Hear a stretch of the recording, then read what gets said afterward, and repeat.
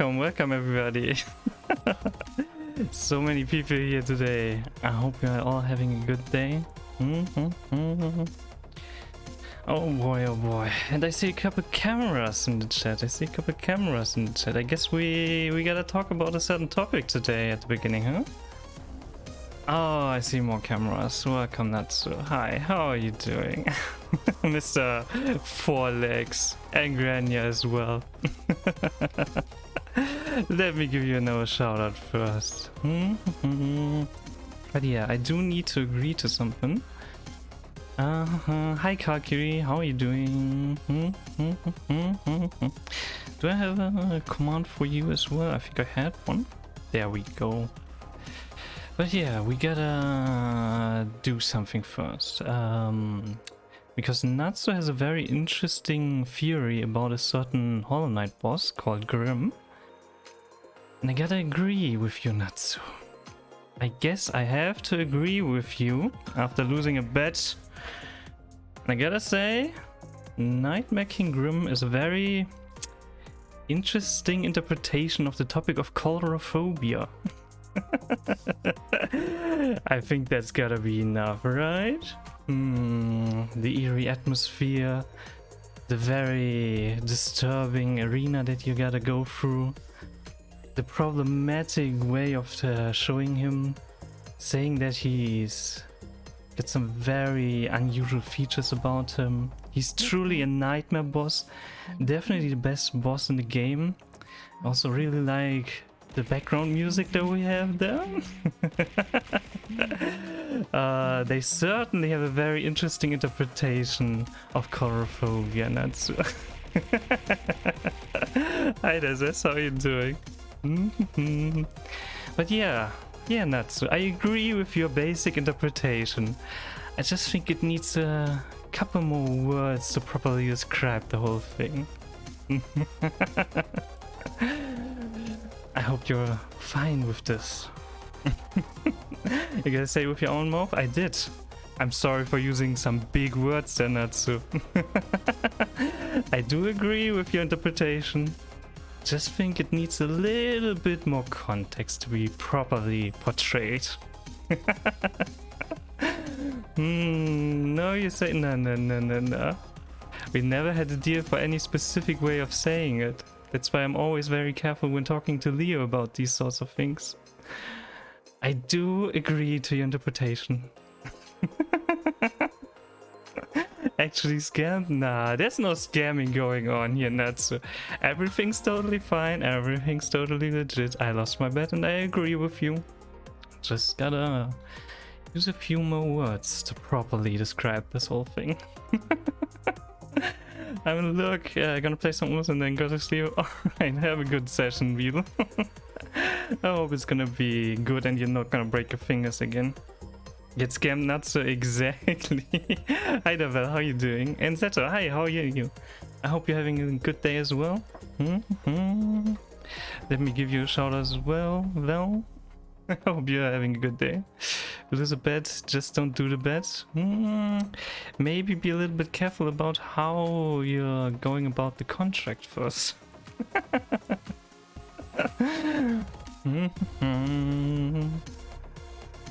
Yeah, I think this gotta suffice, right? Maybe you're gonna get something more out of me at some point, but for now I'm just gonna stick to subscribing to your interpretation. Yeah, how are you guys? Hope everybody's doing well. Hope everybody's having a good day. Let me see, you cannot see my cursor? So let me go into the properties. Also, I think I set up the redeem sound alerts properly again, so they should work. But let me check that real quick. Oh, maybe not like this. Can you hear me? I can actually not hear anything anymore. Well, that didn't work out the way I wanted it to work. You get an updated screenshot for the command. Oh, that sounds very interesting. Let me just quickly see how to update that one. Do you have one? Wait, let me permit you so that you don't get timed out. I'd be very interested in seeing that. And also I need to test the sound alerts. Go. Let me know if you could hear that one. You should have been able to hear that. Okay, attachment. Oh, with the Grania. Oh, that's good. That's very good. Thank you very much. Post that screenshot. We could hear that? Very nice. Thank you very much. That's good. Okay, so that's at least fixed, I think. At least for the moment. Very nice. Why must I be punished? Everybody gets punished. Everybody gets punished.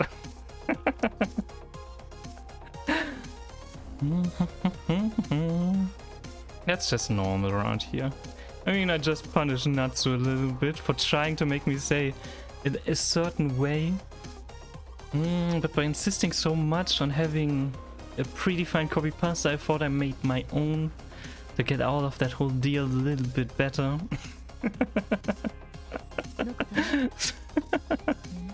Didn't think out the deal. Yeah, vets in this channel, for some reason, they seem to have the tendency to go very, very wrong. Grania, and we're gonna get your name to stay until summer, right?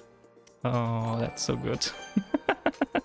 Hey, thank you very much for the follow, Zeto. I appreciate it. I hope you're gonna enjoy your stay here. Oh, don't worry, Grania. We're gonna prolong your little punishment there. It's still the cutest name, definitely. You should stick to Grania instead of Grandpa. Double notification pog? Oh, could you hear the notification double? Oh, okay. In that case, I gotta check that out after stream. I guess there's still something's wrong with my audio setup. And that's okay. Never making bets and never accepting deals. Making deals and making bets is two very different things. You gotta be careful about those. Just as not so about bets. I could even see it double. Oh boy. Okay, yeah. In that case, I really need to check that out. That shouldn't happen normally. It should just be one. I thought I changed the last one. Oh, I actually have two different versions. Okay, I think now that should be a little bit better. But this time I'm not sure if the audio works. I kind of checked it out with the stream. Thank you very much for letting me know. I wasn't aware of that. But what's a VTuber stream without a little bit of scuff, right? I'm just happy that the whole cat chat mascot is working again, and then we can both hear the sound regimes again, because last time I couldn't hear them, which was not that great. Well, I guess I gotta work on the follows and the other sound alerts then a bit. But that shouldn't be too much of an issue. I think I just solved it. I'm not too sure how I can test that though, without it appearing double again. I'll need to go into stream elements. That's a little bit too much. I think we're gonna do that later. No Leo command? We do have a Leo command. What's wrong with stream elements? Leo should be active. Most of the other commands were working, right? I mean, stuff like Kane was working. Okay, stream elements is having some issues again. Well, they are having some big problems. That's not great. Why is that not working in the last couple of days? Do you get to stream elements? Oh, I can't believe this. Leo sabotaging stream elements over here. Now we can't even use the Grania. That's absolutely unacceptable. I guess I gotta do the redeems myself in that case. We're definitely gonna do the Leo one as well. Just give me a second to get the proper command again. We have so many Leo commands saved up. Yeah, we also have one for Leo. In case anybody doesn't know, check out Leo. Massive Cutie, very amazing artist. Alright, alright. I think we're basically ready to go into the game. I think today we are mostly just gonna do some runs in SSS because the mode reset. So we have another chance to go for the great secret medal by not dying a single time and going through the whole thing. I think I got through the whole thing like once or twice, so that's gonna be a little bit rough. And if we're done with grinding or I just don't want to do it anymore, we will probably switch to integrated strategies or maybe do some event related stuff. We're gonna see, we're gonna see. But yeah, that's probably gonna be our idea for today. I think I have most things set up already. This could be pretty nice. We'll have to see though. This is a very difficult mode with a lot of RNG elements in it. I also think I need to make the game a little bit lower in terms of volume. I don't like that mode, nobody likes that mode. The good thing is that you don't actually have to grind it that much. Because you can't do anything with the stuff anyways. It's too much for the kind of module data blocks that you get in a month. So there's no way to use up all of the resources that you get, which means just don't do it all the time. It's really no big deal. Nobody likes this mode. Nobody. The basic idea is pretty fun, and going through the mode like once or twice is also pretty fun. But going through this every 2 weeks is pretty disgusting. Thankfully they're gonna update the mode in a little bit to be a little bit more comfortable. We will have monthly updates instead of bi-weekly updates, for example. We will have, I think, the same kind of rewards. The stages will be shorter, so there's only gonna be 5 stages in each of these towers instead of the current 8. And those kind of things make everything quite a bit more relaxed, quite a bit easier. Okay, we need some more stuff here. Started this game 1 week ago. Please teach me the ways of playing. Thanks. No problem. I'll gladly try to teach you. That's not really easy with SSS though. This is very late game mode, which gives you a ton of very late game resources, and it's a very difficult one with a lot of RNG elements. I was feeling my units deal no damage there while dying to the lowest enemies while already having max buffs from class replacements. The problem is that you can see in the upper left corner here this number, the 3.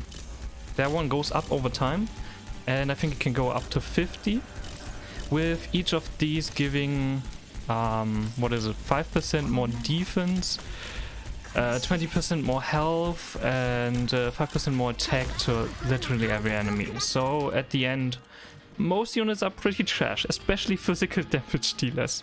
Arts damage is king in this mode. And units that can, for example, ignore defense with their skills and talents. Sucking to Annihilation 3 right now, how should I ever be able to clear this then? Don't worry about this mode. You don't actually need to clear this mode, because you get resources for just beating even just a single stage. And you can farm that over and over again. The vast majority of people do this mode like every 3 weeks maybe, and then they go like twice to the 4th floor and call it a day, because going through the whole thing is really difficult. You're not supposed to clear it completely that early? Absolutely not that early, no. After a week of playing? Dude, I've been playing for 3 years and I think this mode is super freaking tough. Like, this one is absolutely rough, and Annihilation 3 after a week is also a bit too much normally. Most people cannot clear Annihilation 3 after a week. Nah. Even with your whale account, that's pretty damn early. If you can get through Annihilation 1 and 2 already after a week of playing, or even just a couple of weeks of playing, that's pretty damn good. You can be pretty proud of yourself for that. Let me check real quick. Annihilation 3 was the big one with all of the turrets, right? Annihilation I think, no, that's the current one. We should have Annihilation 3 over here. Longman Downtown? Yeah, this one. I cleared 2 yesterday. That's pretty damn good. 2 is already pretty difficult because you've got the red weeps here on the right side with the red swords. You've got tons of enemies on the way here. And 3 ramps up a lot towards the end because you've got a lot of turrets here on the right side. They're giving constant fire to all of your operators, so you need quite a bit of healing. Like AoE medics are pretty good here, for example. Perfumer is pretty damn good. But you also get a few very, very strong enemies towards the end where you really need some high DPS units, ideally arts damage for the Skull Crushers, Defense Breakers? What are they called again? These guys. Defense Crusher Leaders. These guys are tough. These guys are really freaking tough. And they don't take a lot of physical damage. They do take quite a bit of arts damage though. Wish I had Perfumer would make it easier to link that stuff. Perfumer's passive is pretty good. Global regeneration affecting also units that can normally not be healed. That's pretty nice. That's pretty nice. And she also gets a really good module, by the way. If we look at Perfumer, with her module, she can actually heal 4 units at the same time. If you got Perfumer and some module resources to spare at some point, which is, by the way, very late game stuff. Modules are super late game stuff. But then this is actually a pretty good module. I think at the first stage she already can heal 4 units. That's pretty nice. I need to do the event right now anyways. I shouldn't waste sanity on Annihilation 3 attempts, I guess. I mean, if you're going for maximum efficiency, maybe, but at the same time, doing Annihilation gives you tons of extra resources, which might make it easier for you to clear the harder stages in the event. And you also get a lot of pulls, like if I'm going back to Annihilation, this one, we've got these first time completion rewards, and they are like a lot of cash here, and yeah, quite a bit of stuff, and that's also true for all of the other Annihilations. Do we have something else open, by the way, than this one? Because this one's very tough. But this one gives you tons of resources that could be really good to improve some of your operators. Link the event till it's over. If you get someone in your friends list with Ling and you like playing summoners, Ling is very, very strong indeed. But yeah, you also have a few other Annihilations here. And if you're having fun with Annihilation, absolutely go for it. I mean, better than just boringly farm the event over and over. But the event has a lot of fun stages, I think.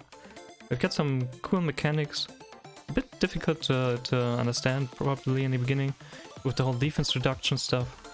Happy I could do the old IS monthly squads till yesterday. So much LMD for free. It's insane. I absolutely love it. I mean, I already did them when they were first around, but for anyone who's not quite aware, we can now use all of the different monthly squads here. So you've got access to, what's this? 12 different, no, not 12 different, like 6 different ones. It's so good. Also speedrun them all to get the rewards. Each of those gives you like 1 catalyst for later game promotions. Quite a bit of experience and cash. A couple of those bigger chips that make it really, really easy to promote your operators. Like you can skip a lot of the grinding by doing the monthly squad things. And yeah, by the way, this mode is gonna stay, so you can do them whenever you want. You can also do the deep investigations anytime you want, which also give you tons of rewards. If anyone hasn't done them yet, absolutely try to go for these. Clear towards the event thingy, but the boss in DH9 always leaves because his AoE attacks kill my healers. Ah, yeah, that guy actually gets quite a bit stronger if you let him kill your operators. Yeah, best thing is to have something that can deal with him on his own. Jay is pretty good. We've seen that yesterday, I think, or a couple days ago. Jay can do that, or you can maybe borrow some of the really strong operators from your friend support. Sota, for example, makes it pretty easy to get through this guy. I have enough sanity, so currently I can show my current farming setup, by the way, if anyone wants to see. Show you only play since 1 week. Honestly, for 1 week, that's a lot of stuff to do already. And I guess you have some friends that are playing and some really strong friend supports. Because otherwise I don't really see how you would be able to do that. That with supports because I want to be able to auto-run it. Not bad. It's a good attitude to have because it makes it much easier to auto something. And I personally just think it's boring to do the stage manually over and over again. I do like to watch my auto deployments, so this is fun. More like 9 days now. That's still very much just a week. But yeah, here second stage, for example, if that's the one that's problematic, maybe borrow a Sotra from someone, because she can easily take care of him and she's very, very often friend support. I think I still wouldn't be able to beat 9 if I hadn't had 2 links in my friend list. I mean, you can clear the stage without any stickers with 4-star. I've actually even seen some 2-star clears for this one. They use stickers though. Time to capture my heart? You always have my heart, Shamsi. Always have that one. But yeah, the 9th one is pretty nice to farm because it's very fast. I think the speedrun record is 42 or 33 seconds. Normal runs take like a minute to 2 minutes. More like a little over a minute, mostly. That's gonna give you a lot of resources, because you can recycle the stickers later on once you have everything. Also some stickers give extra trust, which is really nice, and then you can get stuff. Headhunting tickets. We've got some really nice higher level resources, some lower level resources, basic stuff. Like this, you always need the stuff. Cash and experience and skill stuff. And afterwards you can exchange them for a lot of different things. DHS stages are currently killing me though. S stages are really freaking rough. They are very late game. And doing these is tough. Of course there are people who do insane clears on this one, but like don't worry about those too much. Could easily do it with Soto, but yeah, then I don't have Arta. That's true, but if it gives you more or the chance to go into the X stages, you might want to go for a manual clear here, just to unlock more stuff, and just farm DH8. Because it takes a little bit longer, but it gives you the same kind of resources. And they are really not that different. Like if you can't run DH9, just run DH8 or 7. It's basically the same thing in the end, I think. Like you've got the same kind of rewards here that are guaranteed and that are available. I don't think there are big differences. Okay, there's one that's worth a bit more on DH9, so it's maybe more efficient? I don't know. It gives different stickers? No, yeah. It can give slightly different stickers, but overall the efficiency is very, very similar. Like it wouldn't be bad to just farm these over and over if it allows you to just do some more of this stuff, because this gives you the stuff from Chen's notebook here, so you can do more missions. And Chen's notebook here on the right side gives you so many resources, like couple thousand cash, quite a bit of experience, some high rarity resources. It's great. Hakte Dulcinia, Hakte Ulchinia. How are you doing, Ulchin? Hope you're having a good day as well. I think I'll just stick to farming the stickers and maybe try DHS1 at the end of the event again. Which one is DHS1? Oh yeah, that one's pretty rough. You've got all of these red enemies here. They are very strong. You gotta be able to take care of the boats especially, because they can leak very quickly, requiring 3 block each time. This stuff is tough. If you can though, give this one a try. The mini annihilation is free after all, it doesn't cost sanity, and you get a bunch of extra resources. I'm not sure when that unlocks, but if you can, give it a try. I need to farm it a little bit again later, because at the end a couple enemies leaked here. But that's just I think like a sticker or 2 if I go into the honor showcase. It's 4 good stickers, so that's quite a bit of resources. But I don't feel like for half an hour again for that. Got 200 something in there. Milestones are at 81 for me. That's pretty good, I think. 81.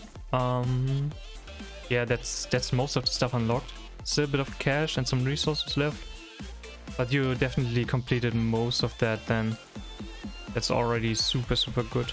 That should help with improving quite a few operators. But yeah, the event was our, what is it, 2-year anniversary? Or it must have been 2.5 years? I don't know. It was pretty late event, so some things are pretty tough. For example, the S stages, you don't find these in early events, but these days they are pretty common for the bigger events. Normally for anniversary and half anniversary stuff. Maybe you can do DH9 with a guide, but I don't know if you should resort to guides. Honestly, there's nothing wrong with using guides as long as it's to give you an understanding of the game or the stage in general. Like learning what the boss does exactly and how you can maybe handle him a little bit better. Totally valid. Like, why not? And also, if it gives you the chance to skip one very dangerous stage to unlock a few more and have fun on those, give these a try. Could be worth as well, but that depends on your own goals and your own way of playing the game. Some people go through everything with just guides, some people definitely don't want guides, some people definitely want to be spoilerless. I like spoilers, I like knowing what's going on CN, and I've definitely resorted to quite a few guides in my time, especially in the beginning, because this game has a few very intricate mechanics. I think I upgraded like 5 characters to E1 max during the event. Big events like this one are so good for farming materials to upgrade your operators. It's really good, it's really nice. And especially because everything's unlocked here immediately. We've got 2 weeks to farm the complete event. Nothing to worry about in regards to time. Normally we get on a new event the first stages in the first week, then the second week D stages, and the third week you get S stages. And that's when the difficulty really ramps up. I like to look at low star clears to see how they solve some things. Yeah, 3-star and 4-star clears are very nice to see what those units can be capable of and how you can go about handling certain enemies. Because normally you don't need super strong units, but super strong units make life a little bit easier and clears a little bit more fun every now and then.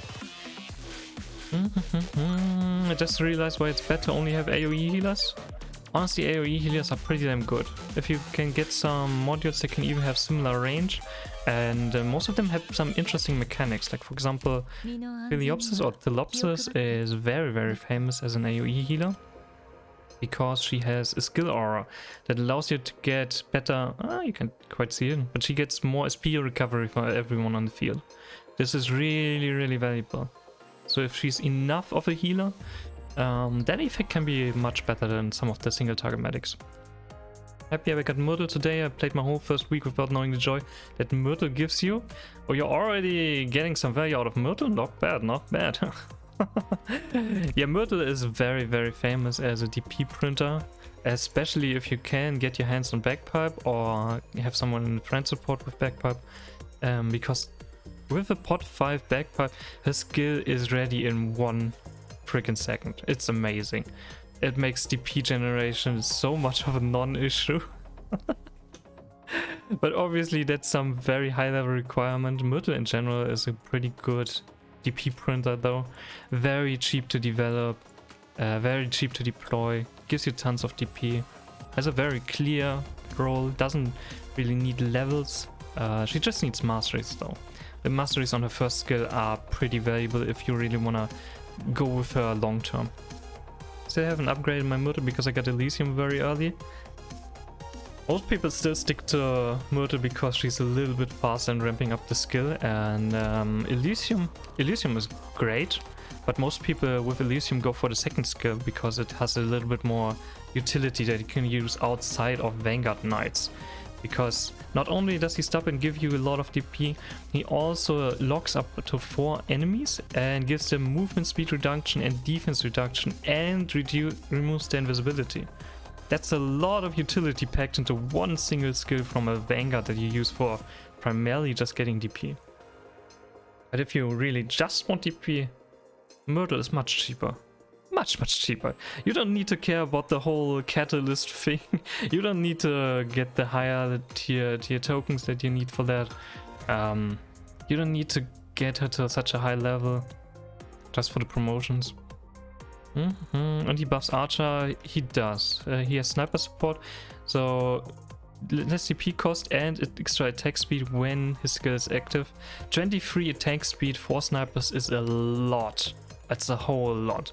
So if you have a bunch of snipers and you want to play with them, Elysium is definitely a very good choice. Do we know when the Texas Altar banner is coming? Probably in roughly a month or two. I think the current prediction is for end of March. Very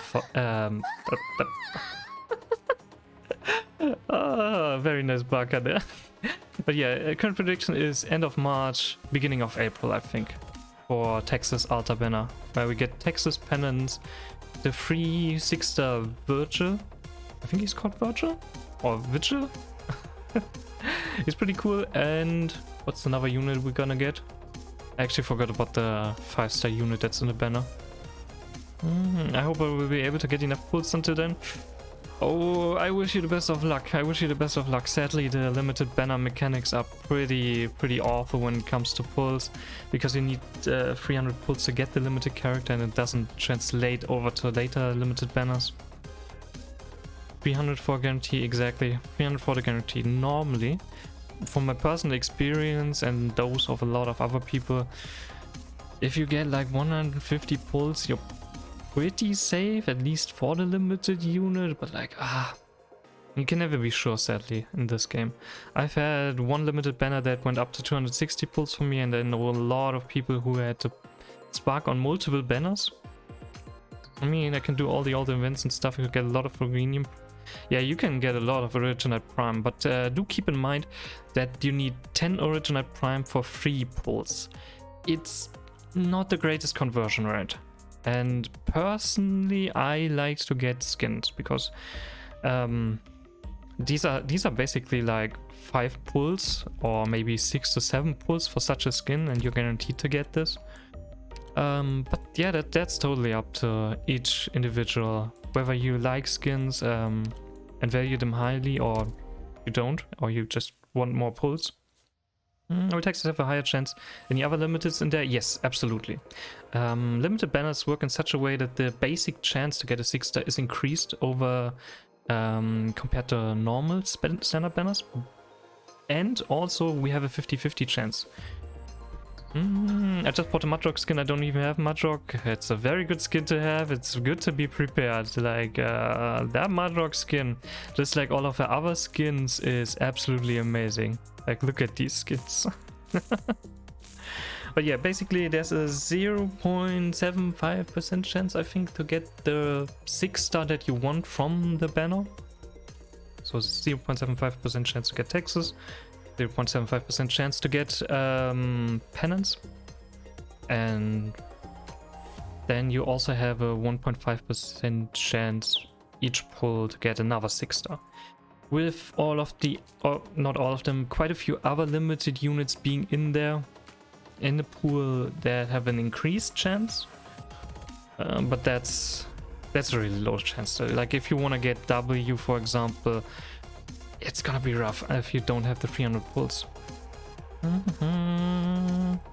My favorite 3 characters in Arknights are characters that aren't out or will never be playable. Oh geez, you know a lot of stuff already. If you know which characters are your favorites and they are not out. Which ones are they? Would have gotten the skin if I wouldn't count on getting Penance. Penance is amazing. Penance is really cool, and I love her design. I absolutely love her design. I really wanna train Penance. And I mean, they're not completely interchangeable. Mudrock's shield is still very strong. Yeah, in the beginning you definitely don't need 2 enmity defenders of such a high degree. Like, that's pretty incredible. But we've already gotten a lot of characters from Arknights stories that became operators over time. I saw some comparison that they are better in different cases. Exactly. Penance is pretty good if she can defeat some medium level enemies and charge up to get to a level where she can handle a really big one. Like Patriot stage is very good for her, and Mudrock is really good for against the chapter 10 cannon, for example. Just a lot of damage that goes through defense and stuff like that. They're similar enough for me to care about both, but in my current state, having one of them is incredible. Hated your Ogren, yeah. We love you here though. Favorite character is Haimo. And the other two are Frost Nova and Tallulah. Don't think they will be playable. As much as it hurts me. Frost Nova, yeah. Frost Nova is not going to be playable. Gotta think about the candy. Oh, we're gonna get the second Arknights anime in a little bit, I think, in a couple months, half a year or so. That's when we can relive all of the trauma from Frost Nova's backstory. Oh boy. It would be great to have as a playable character, but they will never retcon all of this. Absolutely not. Let me Google those. Tallulah you should already know, and I mean, story-wise there's a chance we could play Tallulah at some point, you know, if you guys are up for spoilers I could talk about it a bit more. But about Haimo, isn't Haimo coming with IS3? She's free, like you're guaranteed to get her. Favorite character is Haimo, so yeah, you can definitely play Haimo. You cannot play Tallulah at the moment, and probably not for a long time, and you will very likely never be able to play Frost Nova. Haimo is IS3. Yeah, she's the basically La Pluma with elemental recovery. Absolutely insane Reaper God. Was following Arknights lore and the story before playing, that's why I know a bit of stuff. Yeah, otherwise you know a lot of stuff already. Like that's a lot for 9 days. Trauma, a little bit of trauma. What would Arknights be without some trauma dumping? Haimo has a fancy weapon. Haimo is incredible. And she gets a buff in IS3. They're just like, what's his face again? The dude in IS2 that gets a buff? The arts defender? Whatever. Haimo's gonna be really good. She's gonna be really good in general content also, but like in IS3, absolutely amazing from what I've seen. I can't wait to get her. And everybody's guaranteed to get her, which is incredible. Love Haimo's design? Yeah, it's a great design. Arknights designs in general are absolutely amazing. I really like the design. She has a cool dress, very nice scythe. And her archetype is also just very strong. We've already gotten La Pluma, who's one of the best enmity units, I'd say. I can't wait to see a Reaper God 6-star version. Oh, they're gonna bring out something super strong for that, hopefully. Shalem? Yeah, Shalem. Shalem, that's the one I was referring to. How do you know more operator names than I do? What the heck is going on? But yeah, I meant Shalem. I don't really care about Shalem. I'm not too big of a fan of him. Because it's not necessarily an archetype I play very often. And I didn't like him too much character-wise. He's kinda in my queue to train at some point. Yeah. 6-star Reaper will be limited? Probably. There's gonna be a lot of limited units over time. Because it makes a lot of money for the game. And as disgusting as some of the mechanics are behind it, like the 300 full guarantee, it's probably here to stay. It's gonna be interesting to see what kind of altar versions we're gonna get next. I wish they would get back to having a few other operators in limited banners, like how we got W and Rosmontes. Like these are just very cool characters that we got from the story that are suddenly playable. Everybody wanted to play them and have them as characters. And now we have some niche characters that are really special. Unlike the altar forms. Some of the altar forms are pretty cool, but like, I mean, Chen Altar literally is Chen with a water gun, and suddenly she's 100 times as strong as with her sword. It's just not that great story-wise, and meta-wise, she's very defining. So yeah, not too big of a fan of that kind of stuff. Wish they would go back a little bit to Rosmontes and W style limited versions. I also hate that Ash is not available for new players anymore. I wish we could get some reruns. I also wish they would bring back the pity system from that, because that was very close to other games with 100 as the pity that you need to get the 6-star, and you get both 5 stars one after another. Just Leech and Alta, that would make one limited. I need less. Exactly.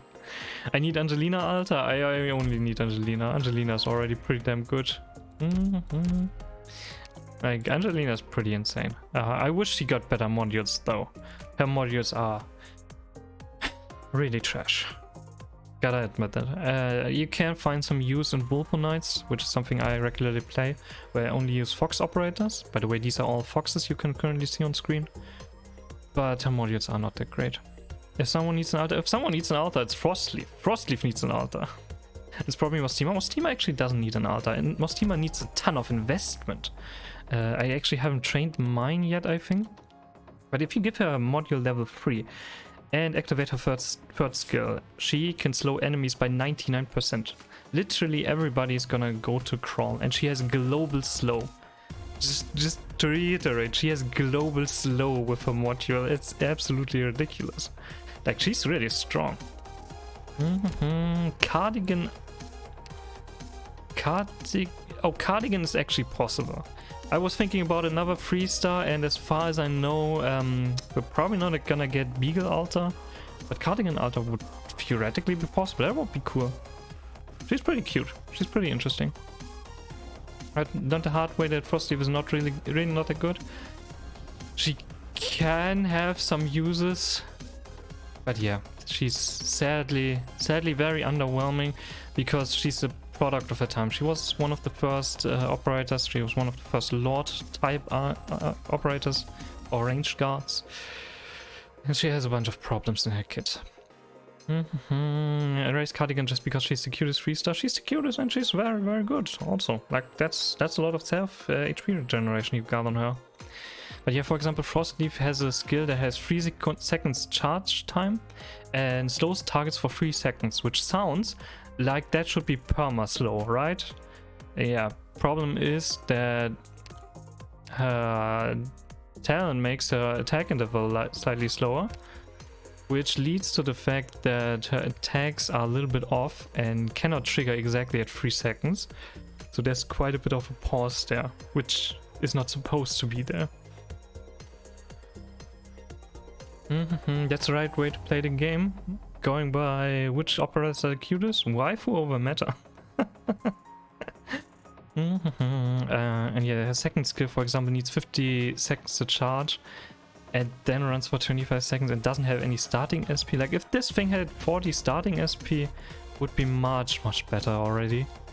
But what she really needs would be a module that turns all of her slow into frost, which just wasn't a mechanic that was in the game at the beginning. Like, that's a new one.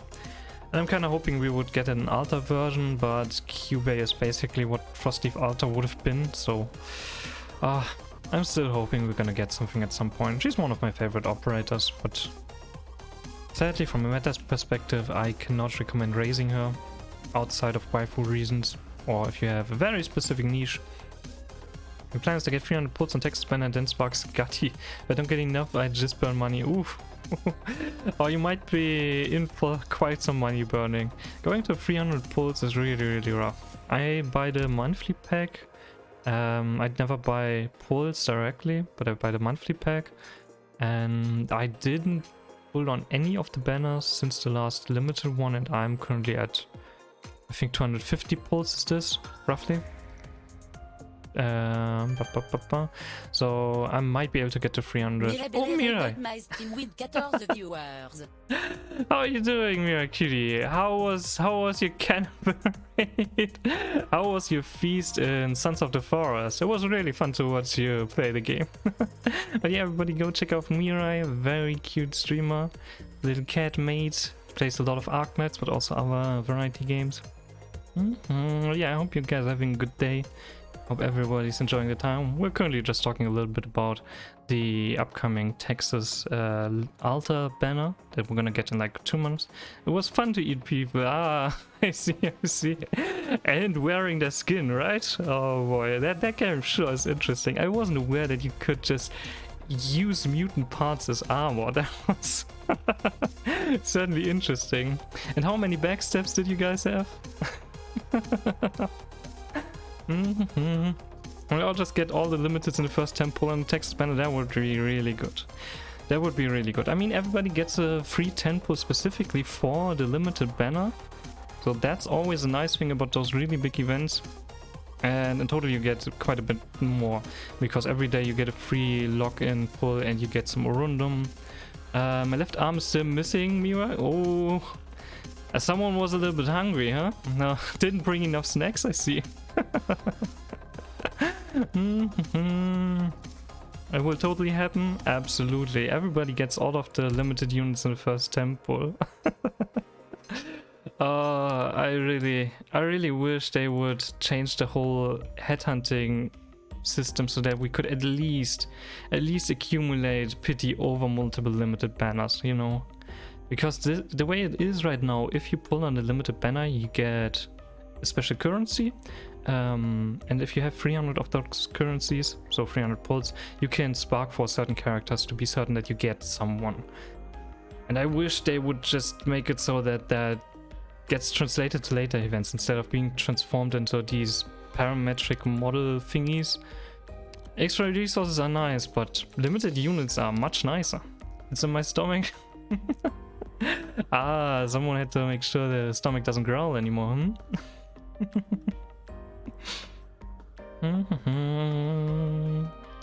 Sons of the Forest really is an interesting game. I'm not too good with darkness in games, so I never checked out the original. I saw some people play it though. It was very interesting.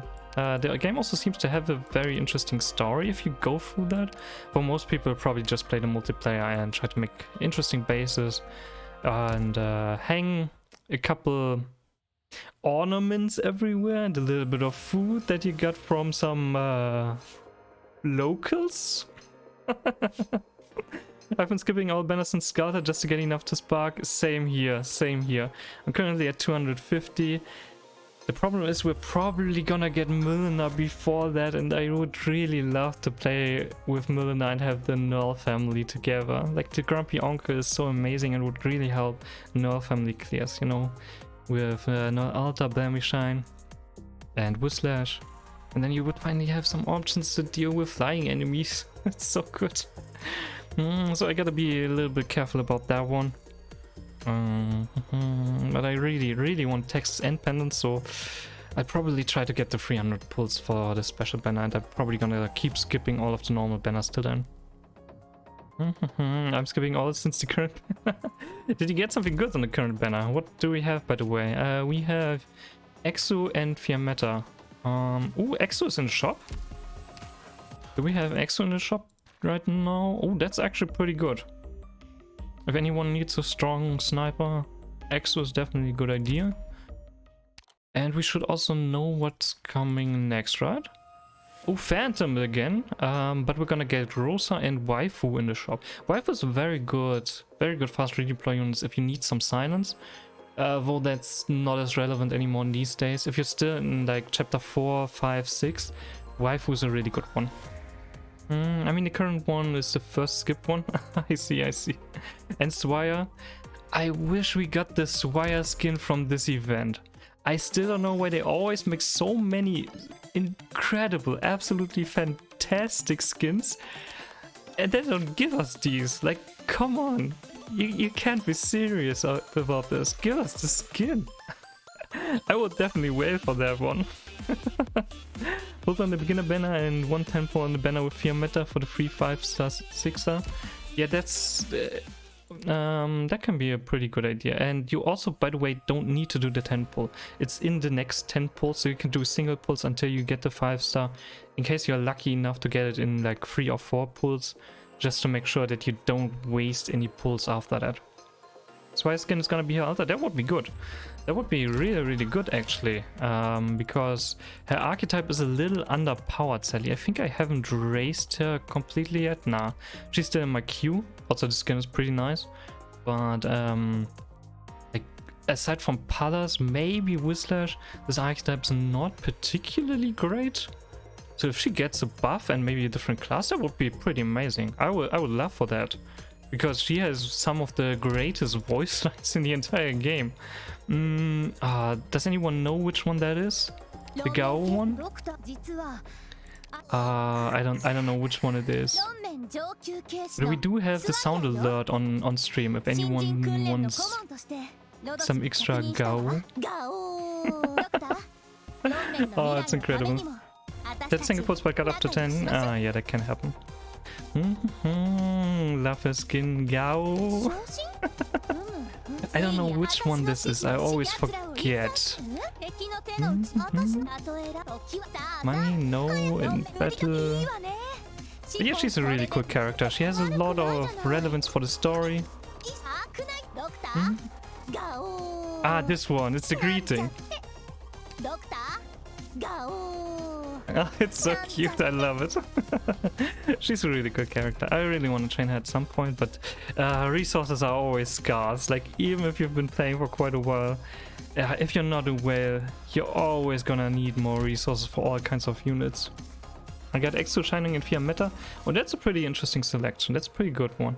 You definitely got one of the strongest snipers there and one of the most common ones. So you can get a lot of information from other clears for that one. You got Shining as a very strong single target medic. Shining has fallen off a little bit in like high risk play, but for casual play, super good still. And Fear Meta has some interesting applications. I sadly don't have Fear Meta yet, I think. Let me check. But no, I don't have Fear Meta. It's so fun though. I've played with her a couple times from sand support, and having these big bombardments on enemies is absolutely amazing. Just bomb them from the other side of the stage. But Exo is really good overall. Exo is really, really good. Her skill makes her incredibly fast. I think it's also actually a bit bugged so that she's even faster than would suggest. And the only thing that you need to make sure is that she targets low defense enemies or has a sufficiently high attack damage value. So normally you pair her with a buffer for her damage or with a debuffer to reduce defense, and then she absolutely shreds everything. It's a little hard to get the timings right with her, which is why I would also love to have Arketo. I hope we're gonna get her. Some predictions say we're gonna get an Arketo banner in April as well. And because she's a little bit more predictable, you have a little bit more control over when her skill activates. But Exo, really freaking strong. Really freaking strong. Also has some cool skins. Like the base skin is already amazing. I really like this one. We didn't get the KFC skin on global. You can also buy this skin right now. It's a special pack actually. In that's a difficult word. Commemoration of the anime, I think. Do you do handholds of your puts? I've never done them, but I could try them if you want. If you're ever interested, hit me up and we could see about them. But normally I just do events on my own. I tend to go through new events with 5-star only clears with squad size restrictions, and other than that I set myself some individual challenges. For example, on YouTube I normally go for Arknights, which is only using Fox operators that you can currently see on screen. And what's another thing I did? Today I wanted to grind a little bit for the secret medal in SSS, but SSS is not the greatest mode, so I'm happy to just keep talking. Or for example, integrated strategies, I did Whirlpool only, I did Nerf family only, that kind of stuff. So those kind of restrictions I normally go for, and I've never done any handholds. Nobody's ever requested them though, so if you want, sure, I'd be happy to give it a try. If you, I don't know, want me to give it a try in your integrated strategies, or if you don't want to farm your SSS yourself at some point, and you're like, maybe a streamer could do that for me, I'd be happy to give it a try. We're gonna go for a sniper here because we need some sniper buffs.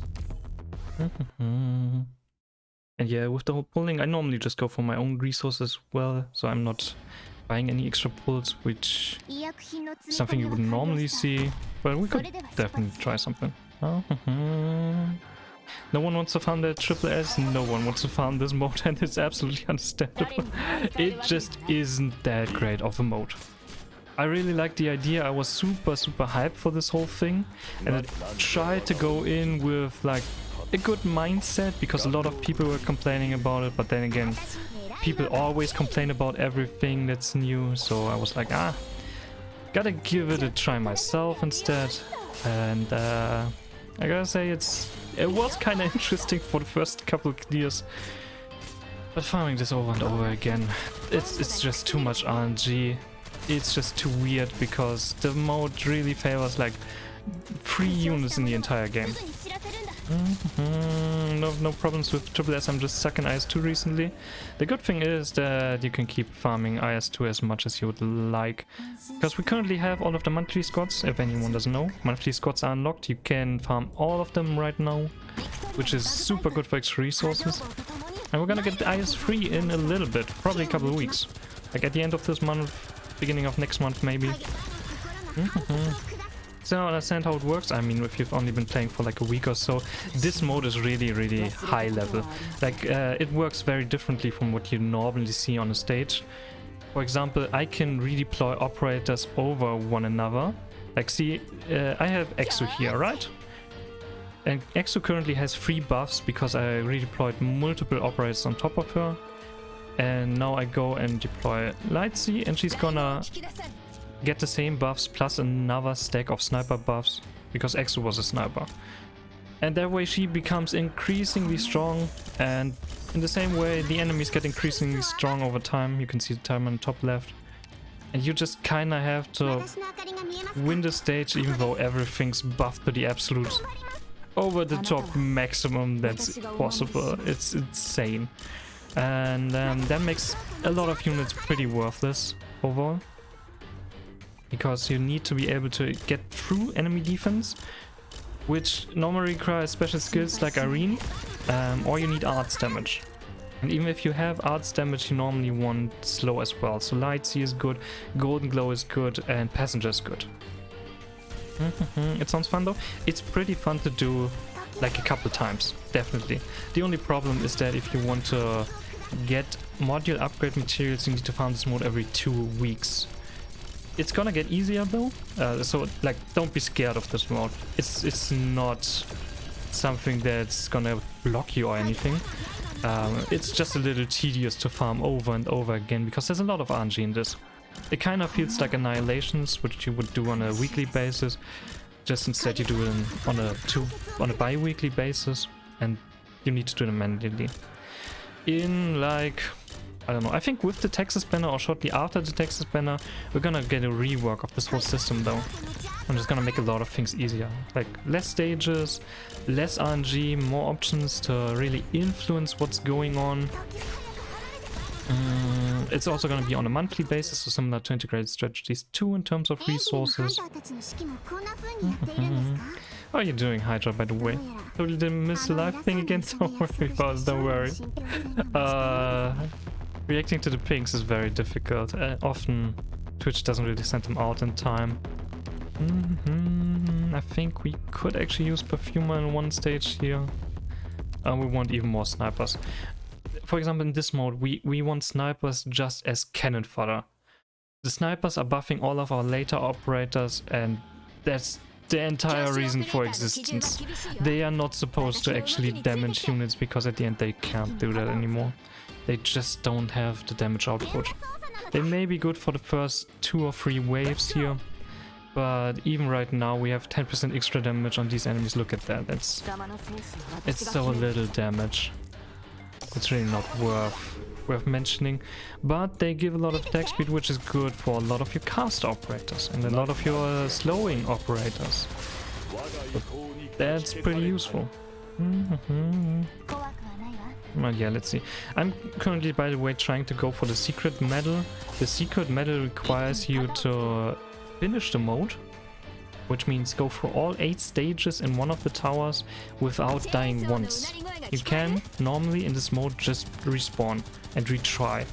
If it didn't work out the first time, just try again and you can probably beat the stage on like the first couple attempts. But with the secret medal, that is not an option anymore. And this is a very difficult challenge that I've tried to do every time the mode has reset so far. And I've yet to manage this one. I've managed this one on a different state because we currently have 2 options for farming these materials, but not on this one. But yeah, the offer stands. If anyone doesn't want to farm their own SSS, I can probably give it a try with handholds. Never done any of them, but would be interesting to do. If you are comfortable with sharing your email though, that's a very important thing to think about. You have to share your email with me in Discord DMs ideally. And basically I would log into the game and request authentication code. You would then send me the authentication code and I could log into the game on stream, of course. Okay, let's see. So far we have some pretty good setups, but the thing about card games is in the beginning you have a small deck and you have very high control over what it's gonna be like. Towards the end you have too many units in your deck here. Do you accept friend requests by any chance? Totally not because I want to abuse your support units and want people knowing my email. Alright, about the friend support, of course, I definitely accept friend requests. And if anyone ever needs certain units, I have a lot of them. I don't have all of them. And I don't have all of them completely trained. But I do have a bunch of units. So if you, for example, need Gigi or Irene or Silvash or Ayafala, I have a lot of the standard operators. For example, if you look at guides from Kyosten V or Cookie Kaze, they tend to focus on having low rarity units, 3 stars or 4 stars that most people have access to, and then like one really strong unit from friend support that's also rather common. And in like 95% of the cases I probably have that unit decently trained. So yeah, if anyone's starting out and just needs a helping hand here and there, you can definitely send me a friend request. I normally don't have a lot of space in my friend list though, because I clear that out regularly. So let me check real quick. Pause mission and friends. You can see my friend ID up here, the Chia 5002. More friend slots when? That would be good. Just 50 friend slots really isn't enough. It's good enough for most of the time for the whole visit your friends stuff for extra friend credit, which is very important for extra resources. But yeah, let me see. Is there someone I need to throw or could throw out? That's only a week, like that's still normal. I don't know, I think I can delete this person. I don't recognize their name off the top of my head.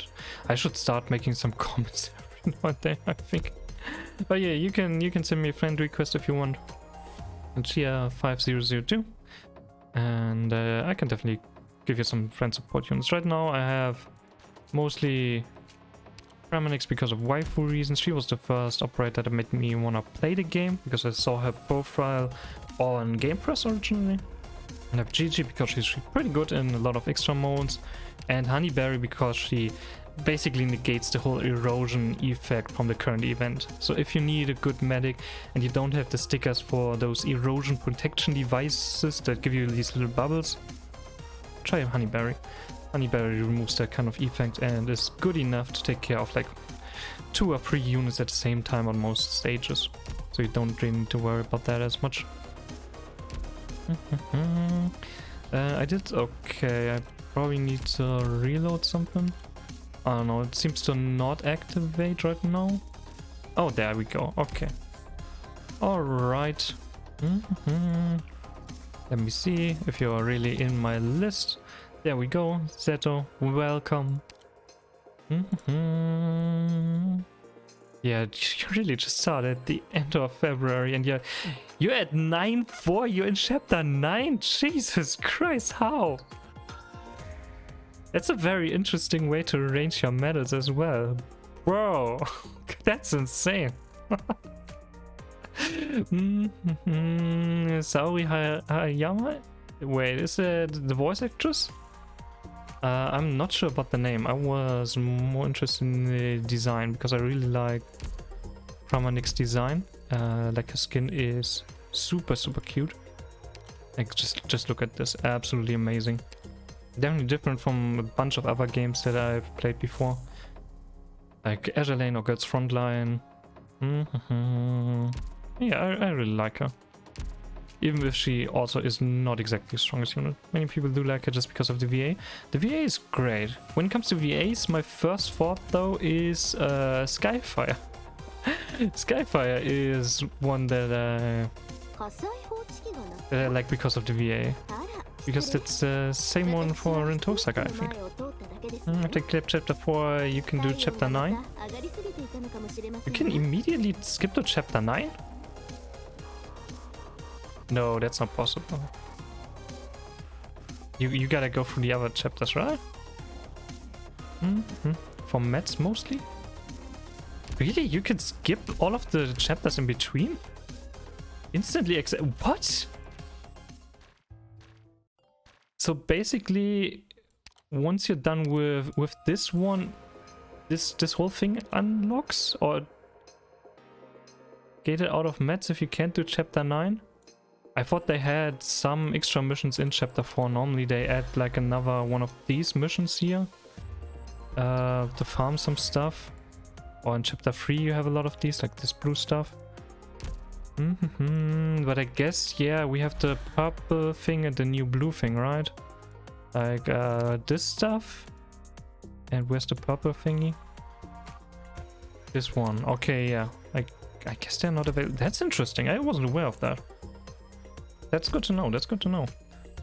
I'm still amazed that after chapter 4 you just decided to go for chapter 9. Like, not bad, not bad. You can clear some of these stages pretty easily, but that normally requires a lot of game knowledge. You cleared chapter 9-4 already after a week of playing? Jesus. Not bad, not bad. You won't need my help for long, that's for sure. That's a pretty difficult stage already. I mean, you're not quite there for the farming here, I guess, but also not particularly far away. Here we have a lot of enemies that are pretty stationary for a long time. And okay, here we have a pretty big wave, and the refraction is very difficult because it removes a lot of your arts damage. You need some physical damage dealers normally in this event, or in this chapter. Like, Cutter is pretty good if you want a cheap option, and other than that, just go for strong physical guards. That's generally the way to go. Or just Lingen. I guess Lingen can probably solo most of this. But yeah, if anyone needs some support units, some specific ones, can definitely provide some, especially when it's like foxes. If you wanna, for some reason, test out Angelina, for example, or Frostleaf, and really wanna see how good, or maybe not as good they are, having a specialist is pretty good, especially when they can be deployed on ground and range tiles. Always Lingen. It's pretty fun to clear stages with just one operator. I can't deny any of that. Learned how to read stage info? That's good, that's good. The stage info is a little bit awkward in some cases, but it's sometimes a good idea to give it a try. Frostleaf is good with module. She's gonna be great with a module, absolutely, and her alter form is also gonna be insanely good, right? Right? You're not gonna, no, you're not gonna make the module terrible, right, HG? And you surely didn't forget about our girl Frostleaf, right? She's very important. Should have gotten Lapland from my 5-star selection thingy, but I wanted Platinum. Platinum is super cool. Finally a 5-star that can really punch through some medium armor at least. I'm very happy with Platinum, but yeah, Lapland is insane, like chapters 4 to 6, and also in some other events, integrated strategies as well. She excels whenever Silence actually does something. I get kind of bored about Ling, but she's stronger than my whole squad, so yeah, that's kind of the point about Ling. Ling can solo pretty much everything, but always only Linging it is her.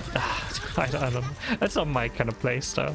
I like having her basically in the bag to be sure I have some extra options, but normally you just don't need her necessarily if you already have a squad.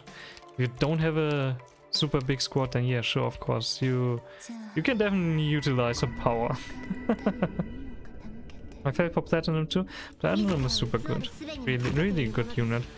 Especially because she's so easy to use. You put her down, she can kinda handle the first couple of waves decently enough. You know, the first couple of easy drones and mini enemies, maybe dogs, where you don't necessarily need skill activations. And later on she's still strong enough to handle medium armor enemies and at least make a little bit of dent into higher defense enemies. Which is something, I mean, Blue Poison can because of arts damage, kinda. But even she struggles a bit with higher defense enemies. And Grey Throat struggles a lot with defense enemies. She needs those squishy little targets. I think we're gonna go to medic level 5. It's gonna reduce our damage that we're taking here. Gigi and Irene are properly set up, so I kinda wanna have a lot of snipers and get Lightsy up now. Because having an option to slow enemies and slow a bunch of enemies regularly is very valuable in this mode. Especially in Iron Carrot Mine, the other tower that you can do. Having access to Lightsy, especially with a module, is really freaking strong. Hey Desaichi, how are you doing? Let me give you a shout out. How goes the stream? The stream goes very well. We're mostly just talking about upcoming stuff and some random things here and there. I am trying to grind out a little bit of a difficult mode, but other than that, going very well. How's your day going? I hope your week so far has been going well. And you're looking forward to a more relaxing weekend. Oh, that's pretty good. We're gonna go with sniper, we're gonna retrieve the sniper, add more sniper. And we should get another sniper buff in a bit, so maybe we can use Lightsy already. But yeah, first we're gonna bully this little slug here on the right side. It's gonna give us another equipment. I'm just hoping that we can get some good equipment. Thank you for the shout out. My day is not starting yet. Oh boy, that's pretty early then. In that case, I hope you're gonna have a good day and your day is gonna turn into a good day.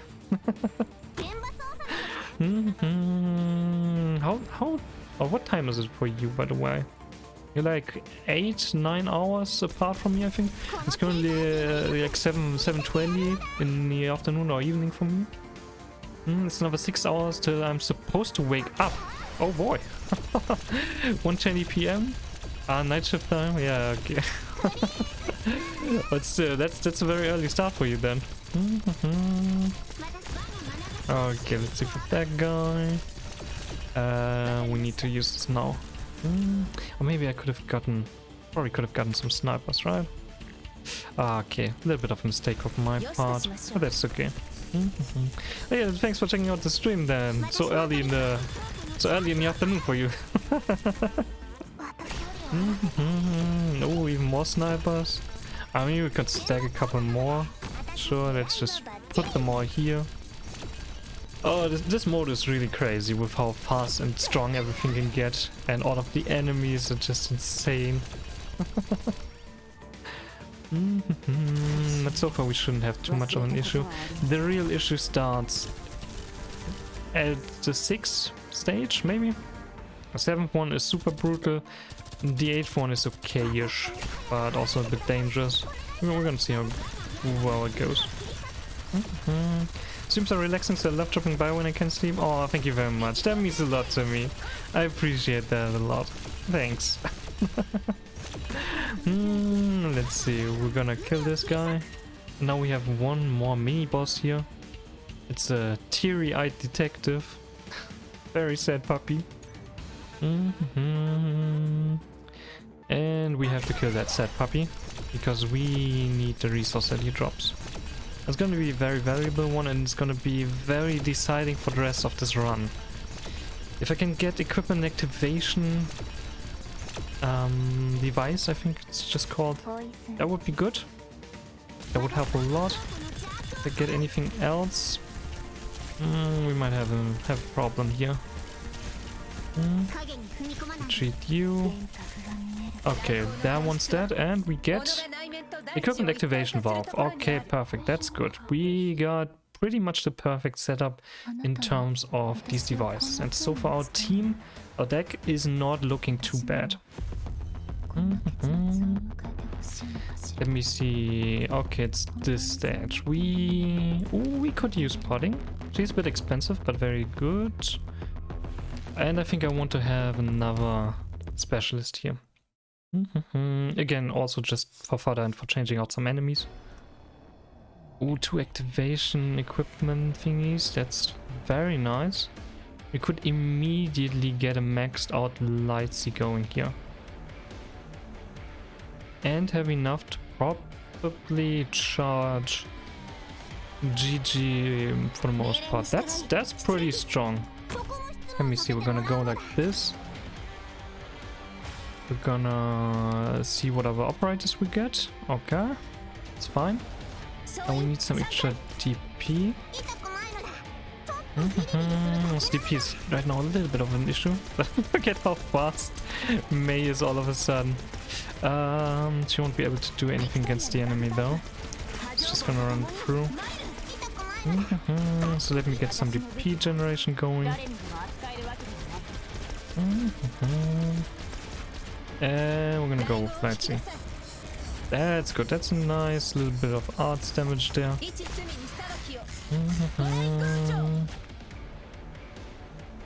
Now, what do? I need some healing here, and I guess I need to prepare some buffs. So let me get some snipers and get even more snipers actually.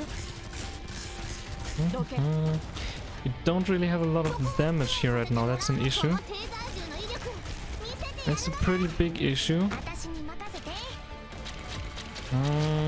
Even April with all of her buffs can't really do anything. Do we have the max buffs already?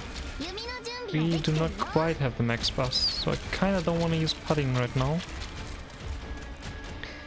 But we have to. We're gonna use putting because arts damage is still good.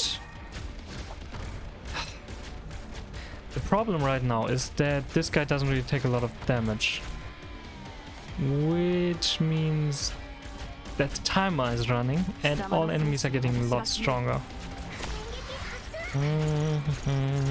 You really don't want to stall in this mode. Stalling is absolutely the worst thing you can do.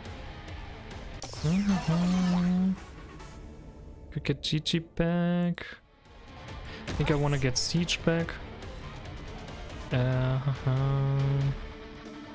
you want to go for Silver Ash over here? I guess we just have to do something. We need to get a little bit of damage going, otherwise we're gonna be screwed in a bit. And even, by the way, it's also pretty good here. He has a lot of bind chance, so it's very likely that enemies just can't move through his area while his skill is up. Let's do this. Charge a little bit more.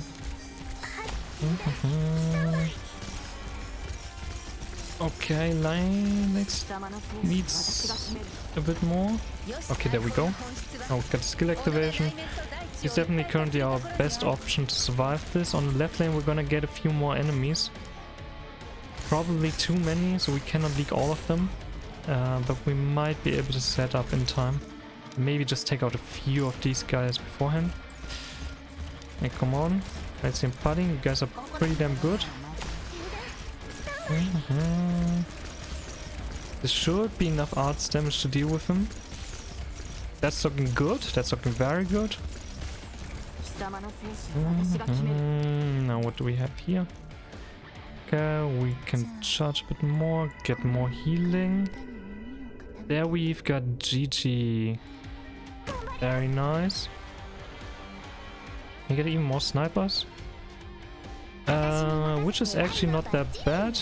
We never really have to fear about ranged units getting damaged, but melee units can be a problem. So we can just deploy HF wherever. Doesn't really matter. Unless it's the last stage, there's nothing that can take ranged units. They would just be too squishy anyways. Oh, resistance ignore on GG is so damn valuable here. Being able to do more damage means that more damage gets through the ginormous HP pools that everything has. And the high attack speed means that a lot of the drones explode and deal extra damage. Okay, that's looking good. We could still leak 2 enemies on the stage. It's not deathless anymore. I'm trying to go for deathless. But I can leak individual enemies in each stage. You can still leak 2 enemies without it counting as death. Similar to integrated strategies if you have some of these permanent lives. Temporary lives, I think they're called. Actually, not permanent. So yeah, so far it's been going well. This run is still alive. We have beaten every stage on the first try. Just need to take care of this last enemy. I mean, you can just see this. This is Age of Jala and even damage and GG damage, and all of them super buffed. It takes ages to kill this dude. And for the failed story? Nah, not so far. So far, it's been going alright. We had some luck, thankfully. But yeah, we're gonna say good luck. Thank you very much. Like in Ice 2, when you think if you rather leak for the enemies or the boss, you can just leak Phantom. No use in actually killing him. If you got the life points, might as well go for it. Who do we want? Dominix is good because she's a supporter, which doesn't clog up our deck. Indigo actually has a decent effect. I think I'm gonna go for Primex. She's much cheaper. Oh, we could go for Crows for more sniper buffs, or Glaucus for the same reason as Primex. We have enough snipers. I should go for something else. 5 snipers. That's enough to buff all of our casters. Probably, hopefully. We're gonna see though. Okay, what do we have? We have snipers and we've got 1 activation equipment. We don't necessarily need these guys. They are very expensive in the beginning. Don't really want to have Blaze out right now, but we don't have melee units if I retreat her. There's Crow's Altar? Yeah, there's Crow's Altar, but she's not good in this mode because I don't want snipers. I want snipers as cannon fodder. They are just there to give buffs to other operators, mainly casters. I don't know. Okay, yeah, there's a bunch of altar units, and Crows and Lava, for example, are 3-stars that already got their 5-star altar versions. Very strong in general gameplay, by the way. Crows Altar, definitely worth it. If you like Kokodayo, definitely worth considering.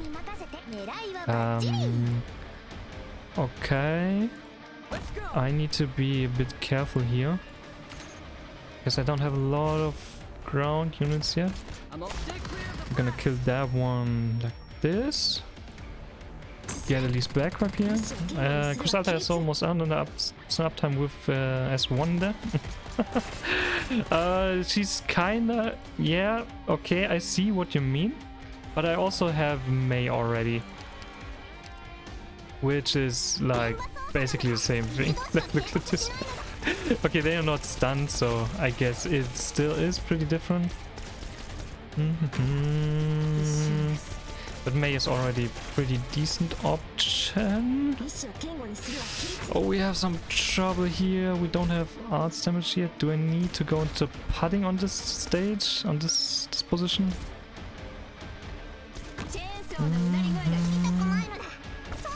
Do I go for Age of Jala? I'm going for Age of Jala. Please charge up your skill. We need to get rid of these guys. The one with the shield is dangerous. Oh, we already leaked one. Oh, this is not looking too good. Okay, we've got GG here, and now we don't have a good position for buffs unless I remove Age of Jala, which I do not want to do. Give me snipers, please. Snipers, choose the cheapest ones. We already have 2 sniper buffs here. Good, now we just need a little bit of extra DP.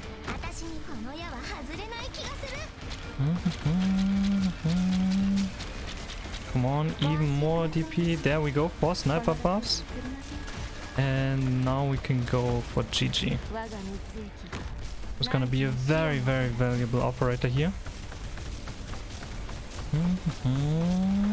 And so far Blaze is holding on, but so far we don't have the really dangerous enemies of this particular stage, so we're gonna see.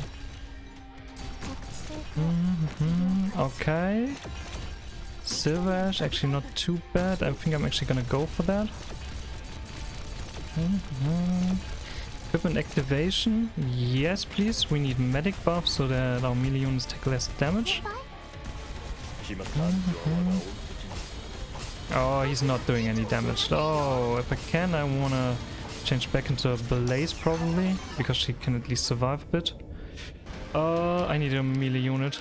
Okay, thank goodness I can take these buffs. This mode melts my brain. Like I said, don't worry too much about it. It's a very, very late game mode, and it's a mode that even people with super stacked accounts struggle a lot with. Like I've been doing this challenge, this particularly challenge of doing this mode for... How long have we had this mode yet? Like 2 months, I think. And I mean, I post clips on YouTube about particularly clears that I'm doing. So really, don't worry about it too much. And Siege is probably gonna die. Oh, she actually survived? She's gonna die next time. Ah, that's not good. I think this run is dead. Unless we are really freaking lucky. Oh, please give me a melee unit. Okay, now I need to be careful. Made a 3-month-old player do Toron. Am I a bad person? No. Oh boy. Toron mine, yeah, Toron mine sure is something else. Iron Carrot mine is already pretty damn difficult. But Toron, okay, we're gonna change into Lightsy. Lightsy's better in this position. And we're gonna get some arts damage going here. Maybe we can already do some damage against Big Bob. Back with food. Welcome back, and I hope your hands are doing alright after all that Osu play. Let's see. We've got some good stall options and some good DPS options here right now. Maybe we still have a chance. Oh, that was dangerous. That was maybe not good. Okay, GG, very good. Let's go, Golden Glow. I need some more SP. But this is actually not looking too bad. Get some damage there. Ooh.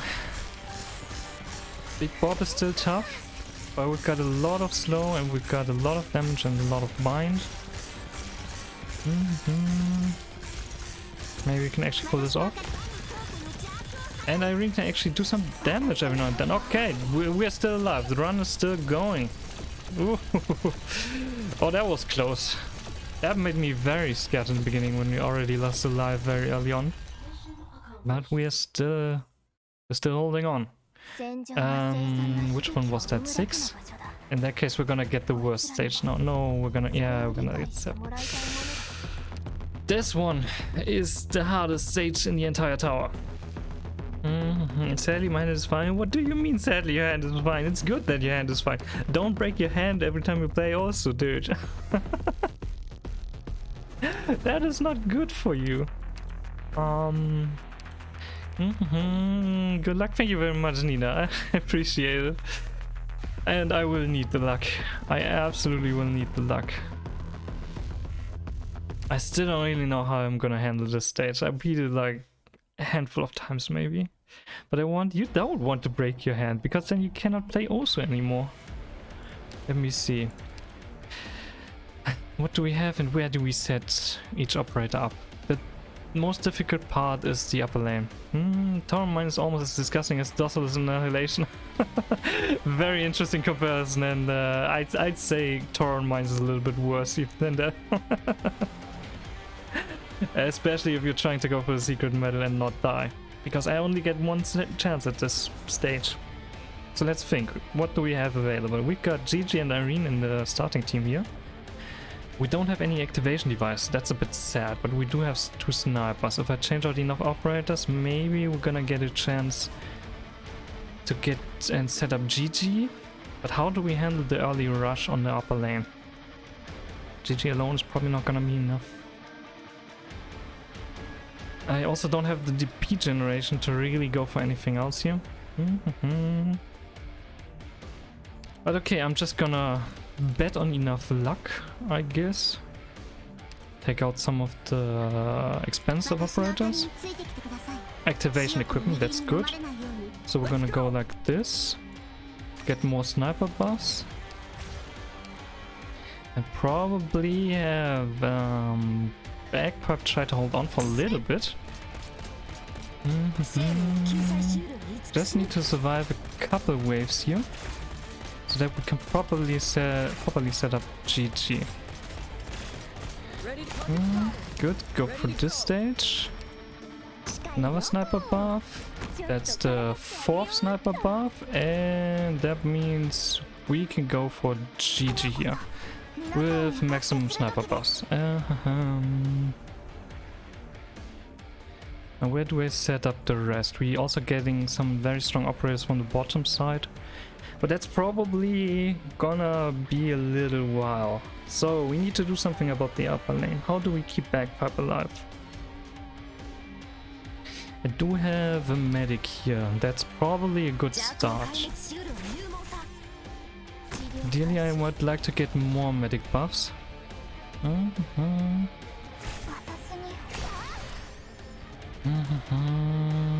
I would also like to have Ethan. Okay, let's see. So far, it's going well. We do have access to Blaze, and we can probably change out here for Clifford to make sure that we get another Vanguard. That should help a little bit. Let's see. Oh, can she survive? Not really. We need to change to Blaze, I think. I hope. Blaze can survive a little bit, so that she should be able to hold off this wave. And I'm gonna take the loss on time. And we're gonna see. Okay, this is looking better. We need Vanguards. We need SP generation. We have 3 buffs. Let's max buff Irene. And try to start setting up some snipers down here. Okay, we've got Phantom. That's another option to replace one of our melee operators if they die. But ideally we don't want anyone to die.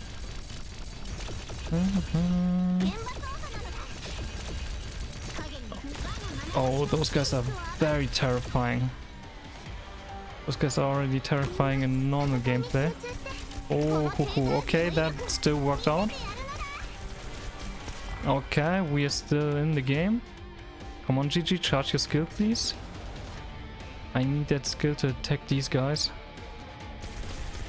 I guess I don't really have a choice. Just push it all out. Let's see. Okay, upper lane is fine. Lower lane though. Lower lane is not good. That's not enough damage. And look at that. Mei is doing 36 damage whenever her skill triggers. It's nothing. But she slows them down every now and then. So that gives GG a little bit more time, I guess. Wait a second. Remove all of these guys. Use the skill. 36, a whole 36, and he probably only has like 150k HP or something. God damn it. That's why you don't use snipers. That's why you need a lot of attack buffs on snipers if you want to use them. Or you have Chen Alta. And Chen Alta can ignore a lot of armor. Oh! Irene is about to die. I need more medics. Oh, that's not good. No. You're not gonna attack there. I couldn't stop the second one. Okay, we are screwed. This one's dead. And that's 3 enemies through. Oh. I used an out of slow even here. Yeah, she still has a usage. Oof. Yeah, that's why the 7th stage is the hardest one. This one has a lot of rough, really rough rushes. We got the 6th, and that's not even a third of what I need for the first thingy here. Oh, farming this thing is so rough. The fast boys are always a problem. This is why I like IS2, where you can just have the thing that ignores all Zarka's damage. You still up? What time is it for you, by the way, Mirai? Isn't it super late for you? Wasn't you to cover 2 lanes in this mode is just evil? It absolutely is. It absolutely is. There's really no need to force us to do that, but that's how they designed the game. It's 144 only. Oh. Make sure that you get some good sleep, Mirai. But I appreciate you being here. I really do. Thank you very much. But yeah, we go again, we try again, and let's hope we, I don't know, kind of have the same luck. We already had a pretty good run, I think. We had some pretty good operators. I would have preferred a different order for medics there in the end, and also for my melee operators. But honestly, there's not much that could have gone any better with the things that I have set up. Anyways, we're gonna see. In any case, at some point I will probably get the medal, and if not, it's just a secret medal. It's whatever. Give me all of those buffs. I almost got to floor 5. Floor 5 in integrated strategies. Very nice, good job. Floor 5, reaching floor 5 is already pretty damn tough. Gotta get through the boss on 3rd floor after all. Fortunately enough to share the same time zone. Ah, that's pretty good. Then it's just evening for you as well. We're getting closer to 8 PM. Kinda time to think about what I'm gonna have for dinner. And yeah, I can still stream a little bit longer. It depends a little on how long I wanna grind this mode for. The worst thing about this is that your deck gets worse over time, and then you have the 7th stage as the hardest one on this particular instance. So that's really what I hate the most about this particular map set. Either for 3 or for 4 ends me. I think my first time of getting killed was actually a sensitive floor 1, and that was pretty rough. But yeah, floor 3 often ends you if you're not prepared for the bosses. And floor 4 is where things just get really tough. If you don't have good artifacts by then or good relics, things can screw you over pretty damn quickly. I'm really interested to see what IS3 is gonna be like. I've already seen a tiny bit of stuff, but like always I want to go in mostly blind. I'm too curious to go in completely blind, so I know a little bit about the bosses. But there's so many stages from what I've seen. Oh, it's gonna be so good. Support a specialist and deck finisher your friend, yeah, so that you can basically keep your standard deck and be somewhat prepared. But the problem is that you need to get through those units at the same time, and DP is still an issue towards the end. Suzerain can actually do a pretty decent job with the 2nd skill. And we can still use snipers. I normally try to go for roughly 5 snipers to be sure that I can get enough for the max buffs, and to maybe supply a 2nd caster in the end. Oh, that was not what I wanted to do. But okay, we can probably still do this. The only reason I'm hyped for IS3 is Heimer. I really love integrated strategies. I love the original mode. I'm super happy they brought that back, and the implementation for that is incredible. So I'm super hyped for IS3. Just as I was hyped for IS2 and am hyped for IS2 every single month. They're really doing a good job there. I won my mats from IS3. Oh, we're gonna get so many new materials again from that. Oh. Integrated strategies is great for that. Especially now when you have the whole monthly squad unlocked. It's amazing the kind of stuff that you can get. It saves you from so much grinding. You can deploy a lot of extra operators. Get more buffs here. Ideally I would like to have a few more buffs there. 56 levels to get materials from IS2. That's a lot of resources to look forward to. I try to stay on top of it roughly on the monthly basis, but I'm like 2 levels behind right now. I just need 2 more levels and I've got everything in IS2. But there are still some achievements from the last set of updates that we got that I haven't gotten yet. So I gotta do some IS2 at a different time as well. And I think that's amazing. They keep this mode fresh and entertaining and with updates every single month for such a long time. And now we're gonna get a different theme, but it's still gonna be the same kind of mode. It's really, really good. Stack some snipers. Guess we could have also used this for Suzerain. But it's fine.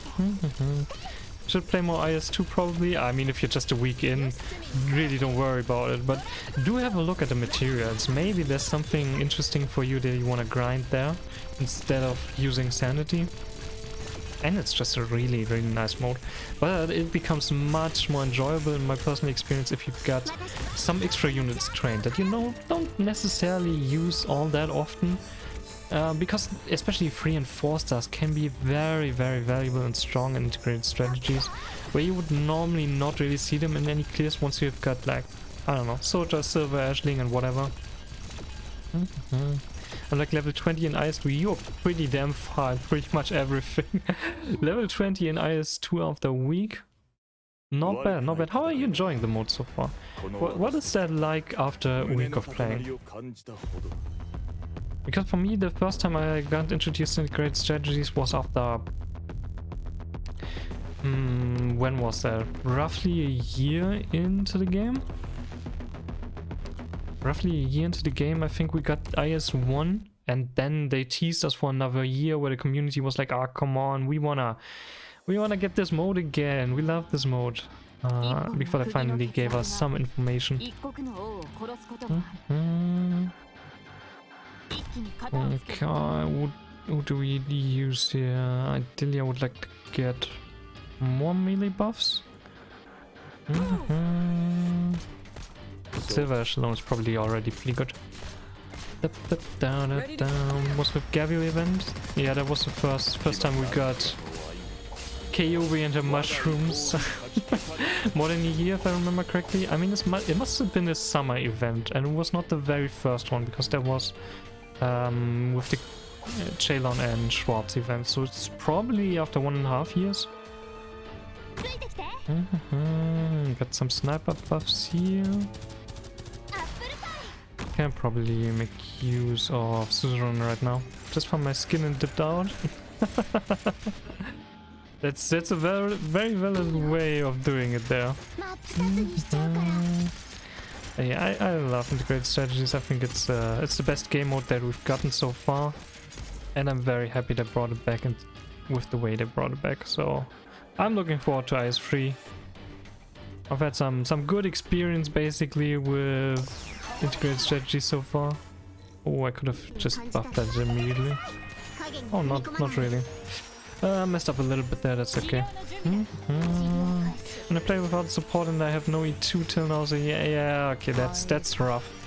That's why it's good to have at least one E2 unit. Doesn't really matter which E2 unit it really is. Just have some things that you can use the friend support units. That really makes a lot of things easier. Then you have the full power of them available. But I can definitely understand the reasoning behind it. Like they don't want new players to immediately just cheese everything. You gotta work a little bit before you can ling the whole game. I think my best run died on stage 4 somewhere. stage 4 or floor 4? Floor 4 would be insanely amazing for your stage in the game. Floor 4 would be insane, but even stage 4 is pretty damn good. Don't have access to deep investigation. Oh, deep investigations are fun because they give you a lot of extra options. They give you extra starting artifacts and stuff like that to make it an easier time to get a certain kind of run going. I really love those, and they also give a ton of resources. It's very nice.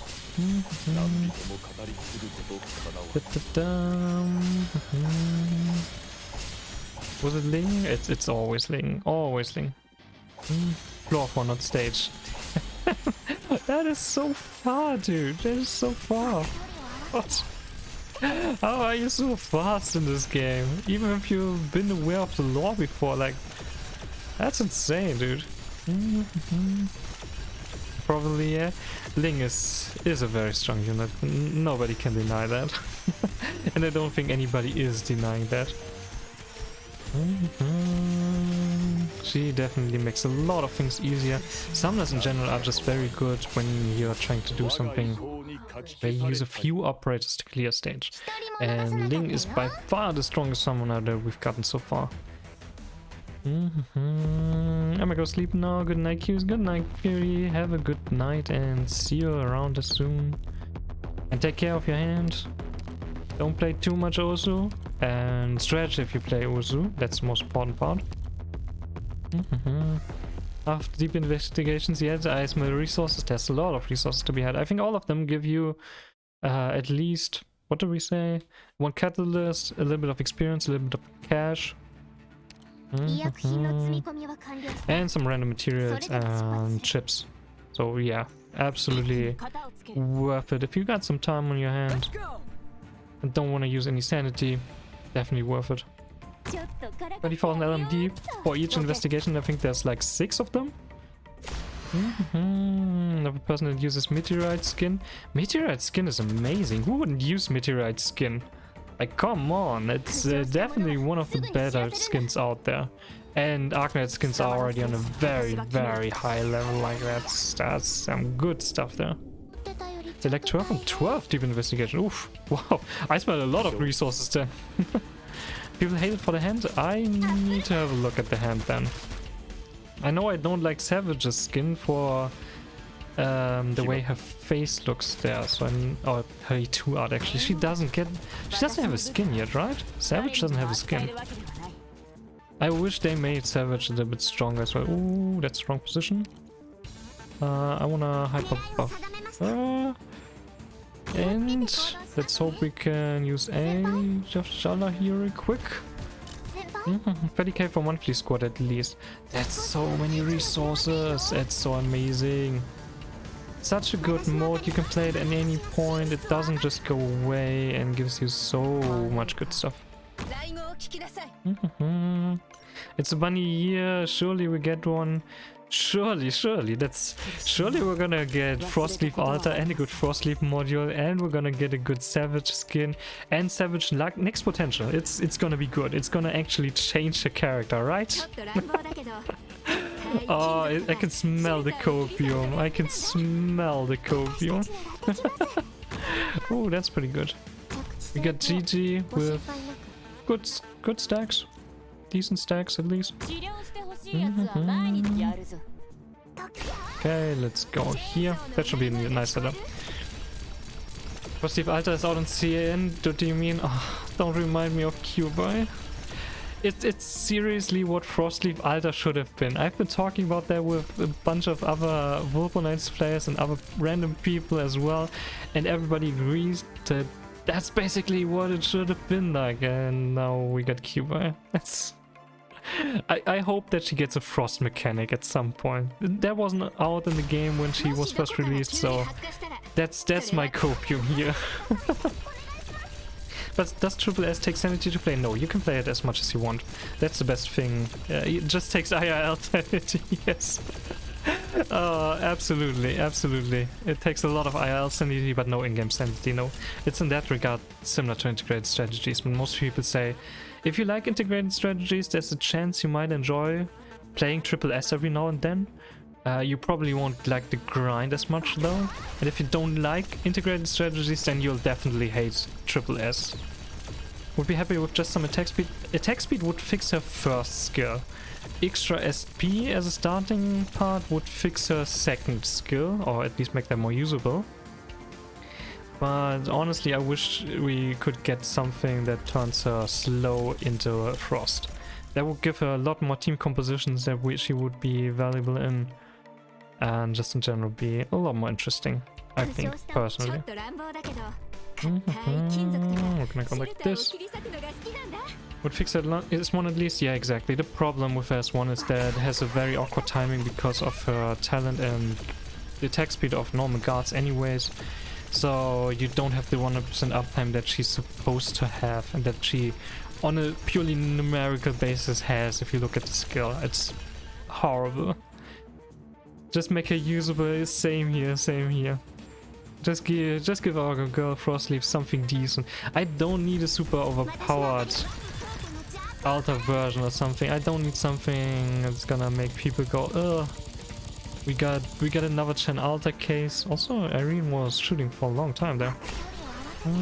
I just need something decent. Just make her not be crap anymore. It's so hard to find usages for her, even if you're really restricting yourself.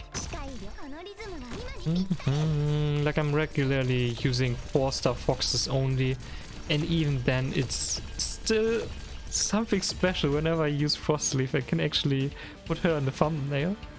Cutter just dominates that space so much. Okay, I think we activate this skill. That should still be okay. That should be the next wave done. Good stuff, good stuff. Okay, the setup should bring us through this stage at least. But after this stage, things start to get a little bit more crazy, because we've got the extra tools, so the difficulty ramps up a bit. We've got too many units in your deck. We're getting closer to stage 7 again. Ugh. Every stage that we beat is good because we beat another stage and get closer to the end, but every stage that we beat also brings us closer to stage 7. Ooh, I really wish they would put the most difficult stage at the front here. But I guess that would require them to actually know how to make a deck building game. They're pretty good at different game modes. They are very, very good when it comes to roguelike as a game mode. But they are not good when it comes to deck building games, sadly.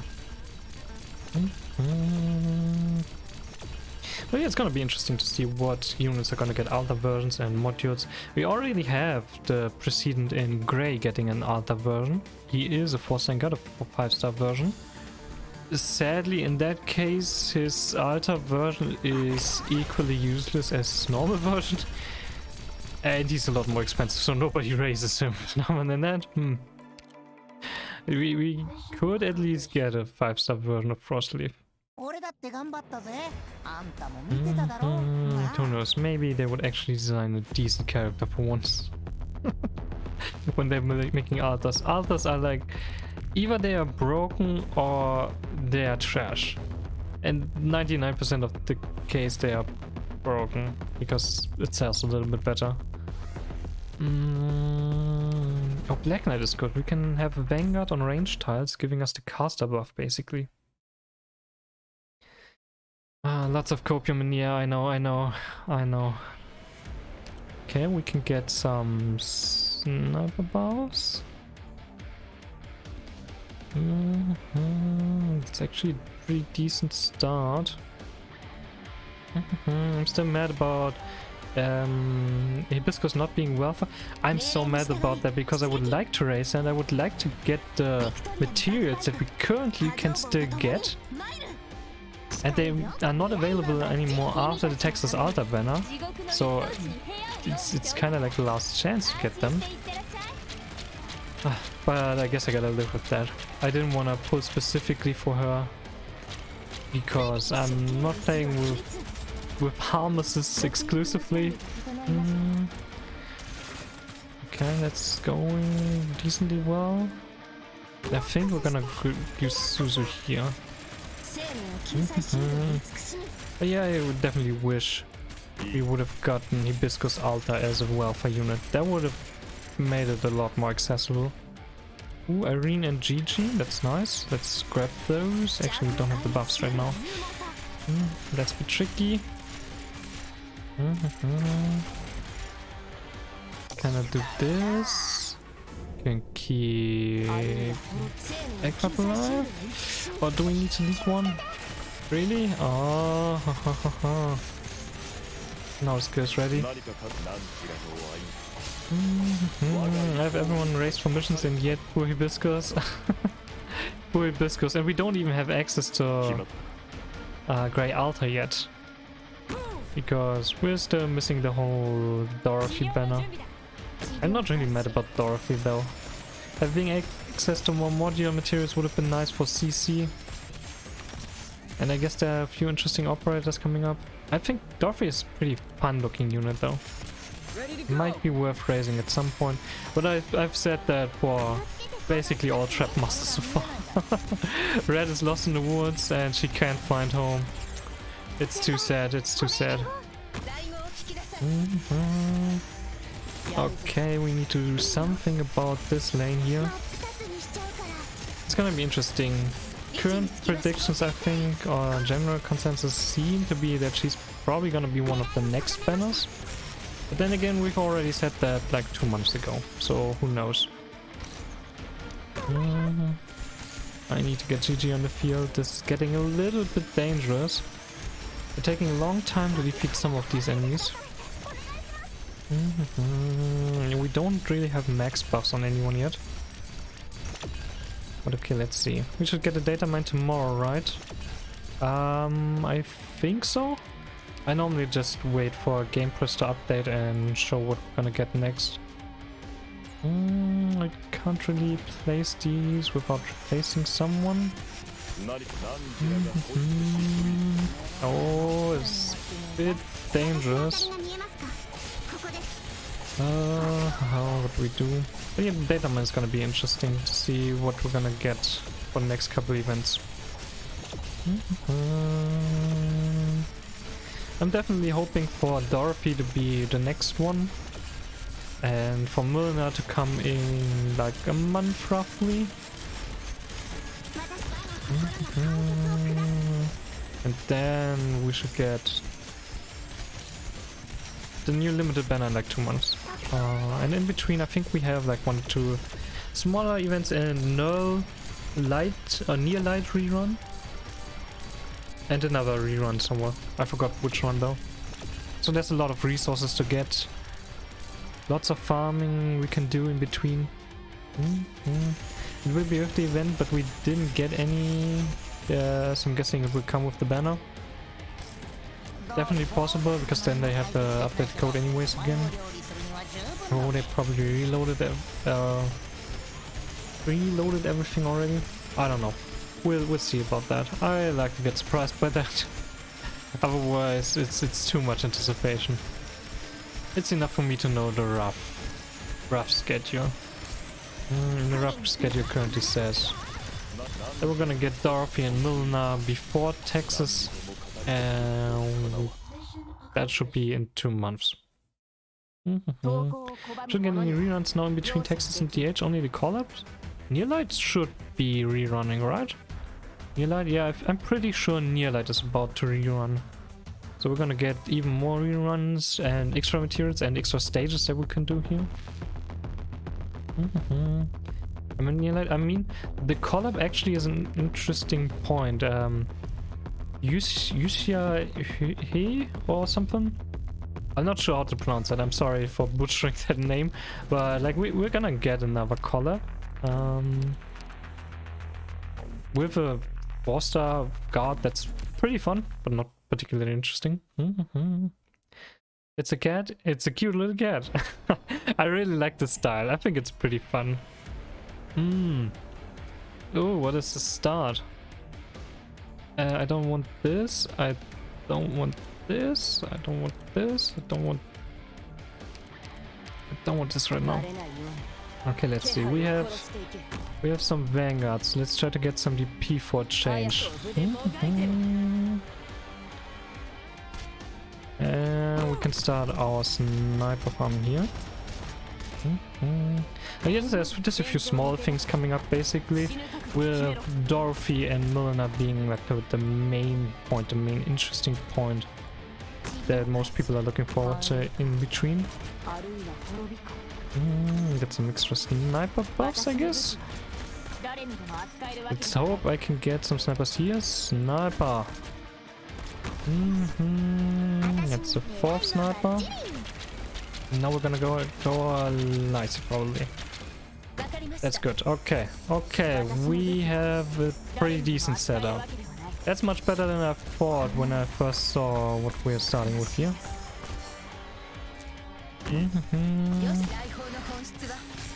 Now we just need to set up Blaze on this position ideally. Okay, that's decent. Got another guard. That's 2 vanguards and a guard already. Let's try to get her again.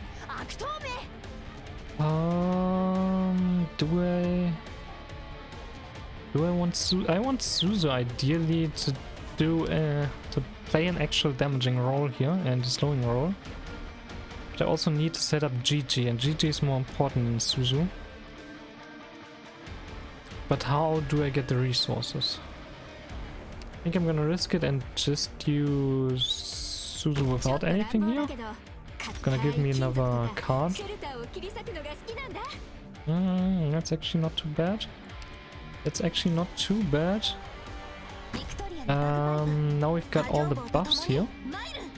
So I can place Blaze with a little bit of extra damage, and we're gonna get medics to take less damage over there. Ah, Suzu's attack speed's not good. It's really not good.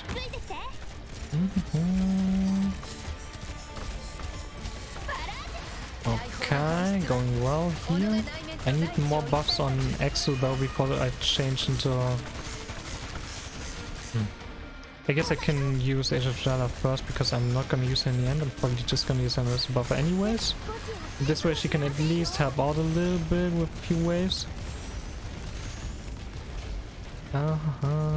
Probably upwards. And extra damage. There's deep investigation that lets me start with 20 hope. 3 6 stars, let's go. Like I said, they are super fun. You have so many super interesting setups that you can go for with deep investigations. I also like the one that basically removes most combat stages and just lets you do weird things with a lot of great artifacts where you basically just fight the bosses. Super fun. Okay, we're not really doing a lot of damage against this guy, but that's about the best we can do. Okay. We got some extra options here. That's actually interesting. Another caster buff basically, another sniper buff, and now we've got a decent setup over here. Alright, alright, alright.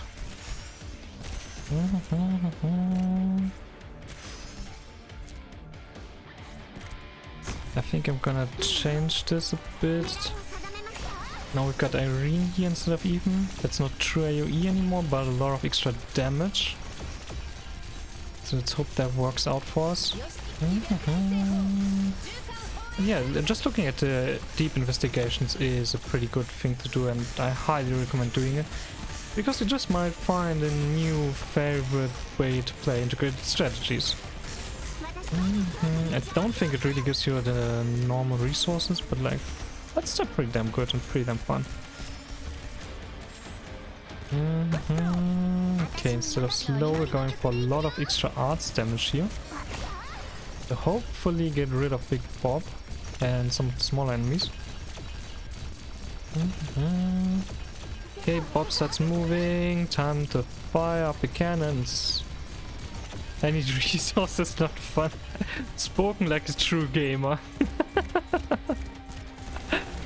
Good thing that mode has everything for you. Fun and resources. It's amazing. Oh, I need resources, not fun. That's a great one. You're truly determined.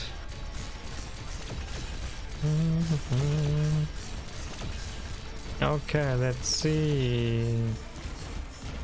Just a bit more, just a bit more. It's looking fine though. Nice, we get one more buff. Great. Alright, but GG, and let's get this. And with a bit of extra damage from Asia. Perfect. Okay, we're done with another stage. I think that was 6, right? Ooh. You know what that means. Next stage is gonna be 7. The worst stage. And I guess we're just gonna dive right in.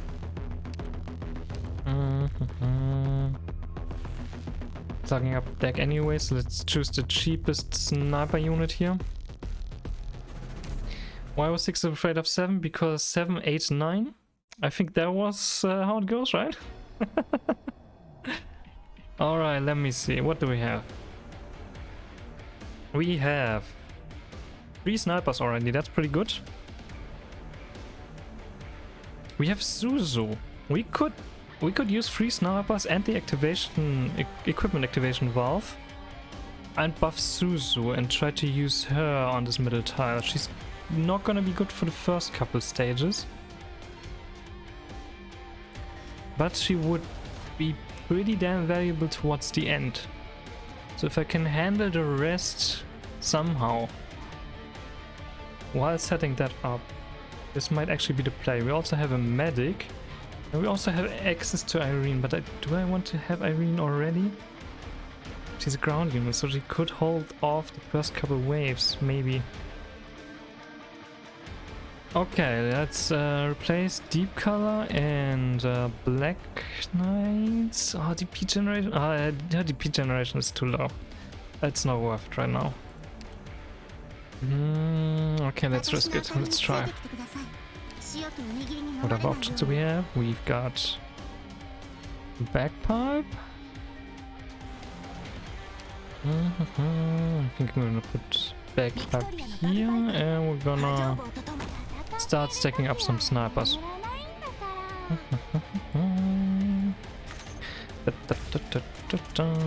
Alright. Come on, April, you can do some decent damage with that kind of attack speed against the first couple enemies. Good. And now we should have all of the buffs, right? 5 sniper buffs on Suzu. Oh, look at that. That's beautiful. And we're gonna place Ethan here to hopefully be able to bind enemies every now and then. And we have preparation area. Let me see. What do we have in preparation area? Blaze is pretty good, but we don't have buffs yet on her.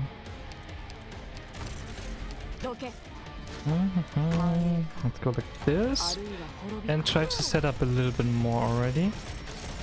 Maybe help our siege over there with some stun. Medic buff, okay, okay. This is starting to look pretty decent. I need siege right now because of the blocking power that she might have. Okay, I don't need siege anymore. Let's try to get some more buffs here. Okay, very nice. That's a nice buff to have here. Choose more units, choose more units. Vanguard. Vanguard. Another sniper. Don't have a lot of range buffs yet here. That's kind of an issue. I would prefer to have more snipers over there. And what's this looking like? Not quite there. Good thing Even also has a global slow in his range. That really helps a lot in taking care of the really fast dudes. Together with Suzerain here. Come on, guys, kill a few more enemies. We need some cards. Okay, we got something. Maybe? I guess I'm just gonna start buffing. Now we've got a fully buffed GG. That's gotta be enough, I guess. Don't really have much of a choice there. And I can probably do this to get a max buff Irene going. Okay. Okay. This run is going much better than last time. Who do we care about, the big enemies in the bottom lane or the many enemies in the top lane? Bottom lane. Let's go with bottom lane. On the top lane we do have access to Suzu, and even that should take care of a lot of enemies already, hopefully. And I could definitely use some good units over here. Something that slows, something that does arts damage. Honestly, I would take someone like Podenko on this position. Oh, okay, we gotta be careful. Let the Zarka's lances don't get close to us. They don't. Nice, and we got another medic to reduce damage. Perfect. Suzu can basically permanently slow down everyone. Together with Ethan, we can permanently stun them.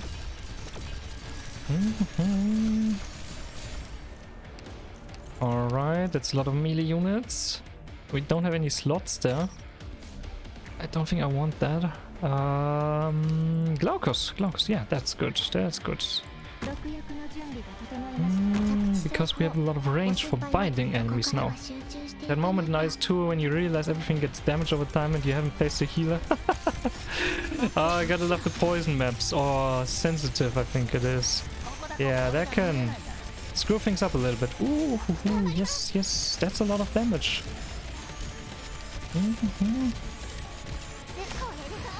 Come on, remove all of them. Okay, that's pretty nice.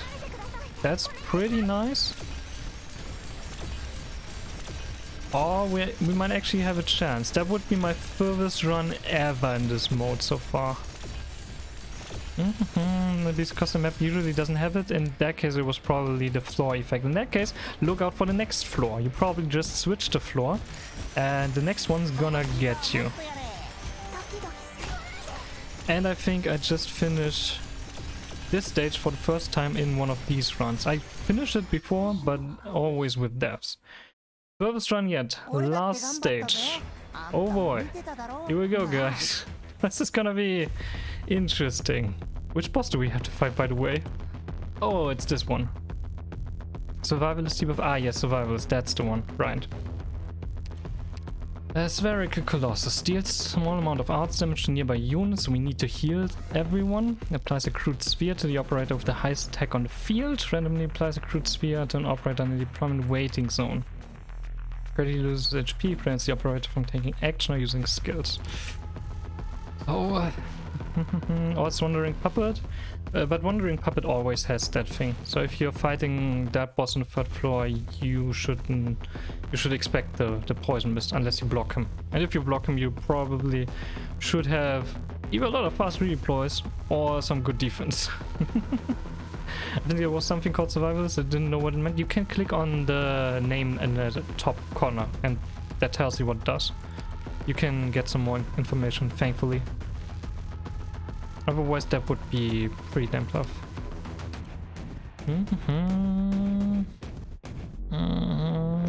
I want single target medic ideally, if I have to choose one. Okay guys, last stage. Let's see, can we do this? Come on. Oh, this is gonna be tough. And this is not looking too good. So ideally I want to have Gigi on this tile and I want to have Irene on this tile. And the rest are there to support those two. We need someone here in the top part and even somewhere in the middle probably. Maybe exactly down here facing upwards. Lightsea sweep. Lightsea is definitely one of our best operators here. We also have Suzerain though. Pretty good for the masses. GG is the one that could do a lot of single target damage to the big guy, to the big boss in the end. We have one caster buff basically, we have one sniper buff. We could just use Suzu as a supporter to get through the deck. We don't have a lot of DP though, so I might just switch out immediately then. We have a medic and some ground units already, that's pretty good. I think I'm gonna switch these out. I'm gonna check real quick what we have. Okay, first we need to set up here. Now we start setting up over here.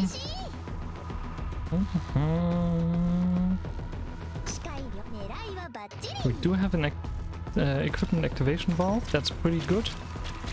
I love seeing the difference in attack speed all of a sudden. And that's already all of the buffs here. So do we go for lights here or do we go for GG?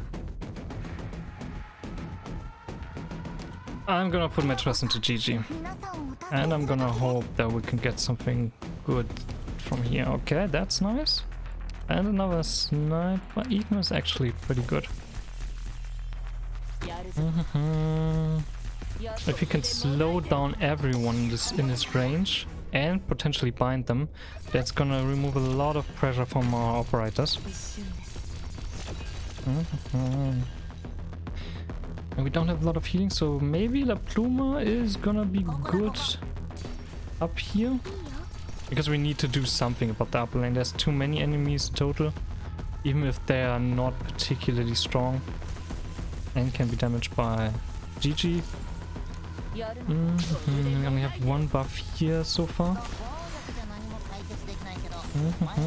Oh, that's dangerous. We need to keep some ground units, I think, to replace Scavenger here. Okay, go through the deck. We don't have a medic here that could... Without global healing, that's actually a slightly dangerous position to be in. Let me wait for a little bit. Let me wait for a little bit. I wanna see what other operators we can get before I commit to changing out some of them here. Activate this skill every time it's available, because GG is our sole damage dealer basically at this point. Okay, that's nice.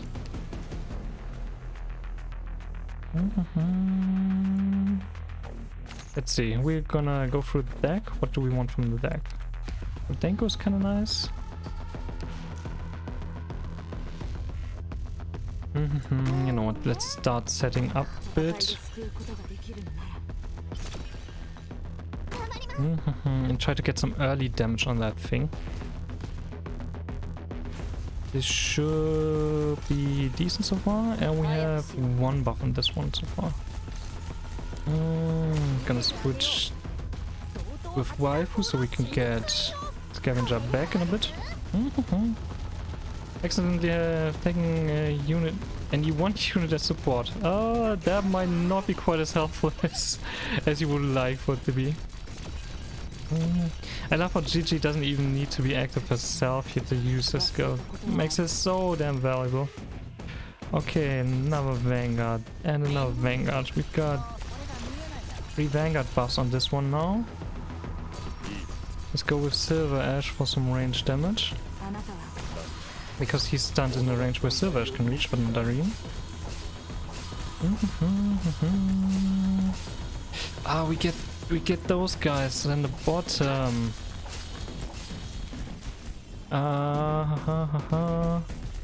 Oh, and nobody's removing that stuff. GG? Maybe? Maybe GG can do something? Come on, kill the big crocodile. Thankfully, damage really isn't that high, so SSS is still alive. Okay, this is working.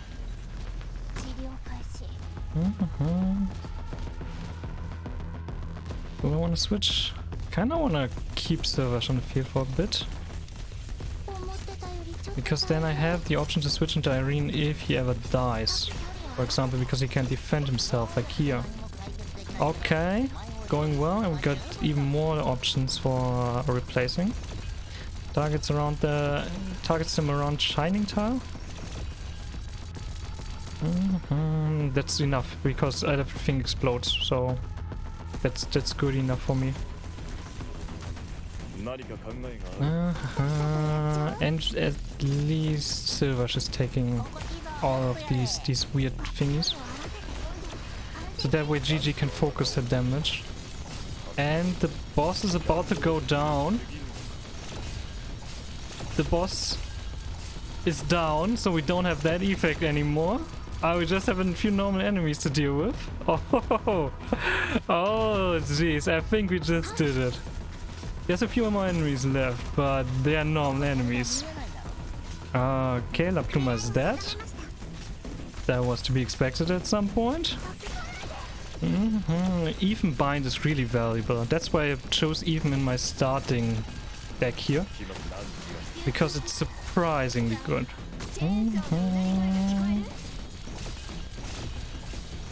Those brawlers though, do you mean the crocodiles? Yeah, the crocodiles could be a problem, and the Avengers could also be a problem. But that's just 5 enemies left, and most of them are getting blocked. I can remove you, and I can push you, and I can use GG. What's the snake boss here fighting against, and why did the enemy not keep it in their pants? That's Triple S Tauren mine for you. We did it without dying. That should be a secret medal if I got everything right. Secret medal achieved. We got it. I don't need to found this specific mode anymore. GG. Thank you very much, guys. Oh, oof, that was rough. That took me quite a while in total. I mean, I didn't really grind the mode because I knew I needed to grind it every 2 weeks anyways, but pretty good. GG, thank you very much. Also, how are you doing, Rocco? I hope you're having a good day. Also, I just noticed the cat actually reacting to blue stacks. Oh jeez, I need to work on my audio settings there. We got a little bit further, I can hear sound redeems again, but I guess that's still a bit open. But yeah, we've got the secret medal.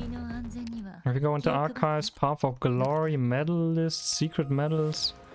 There's one missing here from one of the operators that we got at some point, 9 color D I think. But we got Iron Cannon Feast for Iron Carrot Mine, and Tauren Rule Platter for the Tauren Mine. 19th of January. I must have been doing this for at least 2 months every time this thing reset. Oh, very nice, very nice. I'm happy about this. So yeah, that's how you beat this mode, I guess, if you have enough luck and patience and all of these operators. But yeah, Irene and GG absolutely freaking dominate Triple S. They are so strong. And Passenger, if you get Passenger, absolutely insane. Now you can do the funny runs too on Triple S. I don't know how people are doing it. It took like 1 week for people to do Arknights and Triple S without dying, and I'm like, dude, how? I cannot even do that with full squad and by grinding. Imagine having good medals, people said. Don't worry about it, you've been at it for a week. Like, this mode, this medal alone took me 3 months. Not 3 months of continuous grinding, because I would have gotten insane in Triple S, but still. That's pretty damn good, that is pretty damn good. Arknights has like 3 of the best characters in the mode though.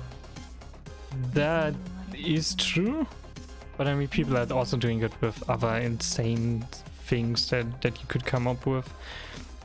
Just the 4-star stuff alone, or I think Rumby did supporters only, so no buffs basically. That's absolutely insane to me. I need all of the buffs that I can get. Otherwise there's just no way I'll be able to beat that.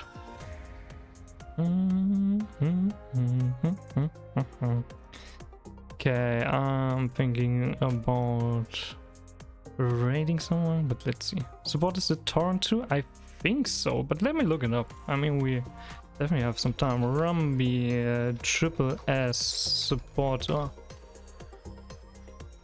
That is not what I'm looking for.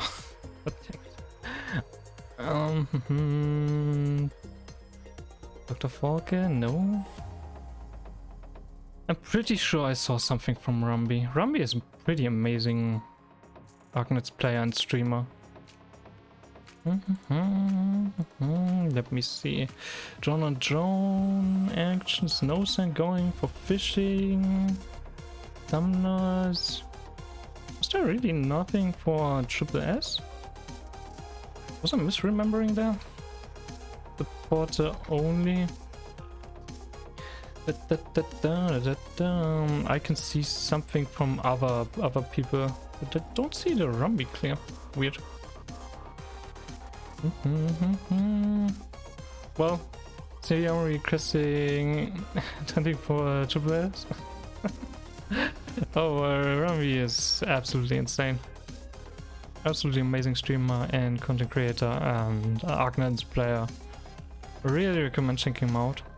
I think he's just streaming every now and then. I haven't caught any of his streams in a while.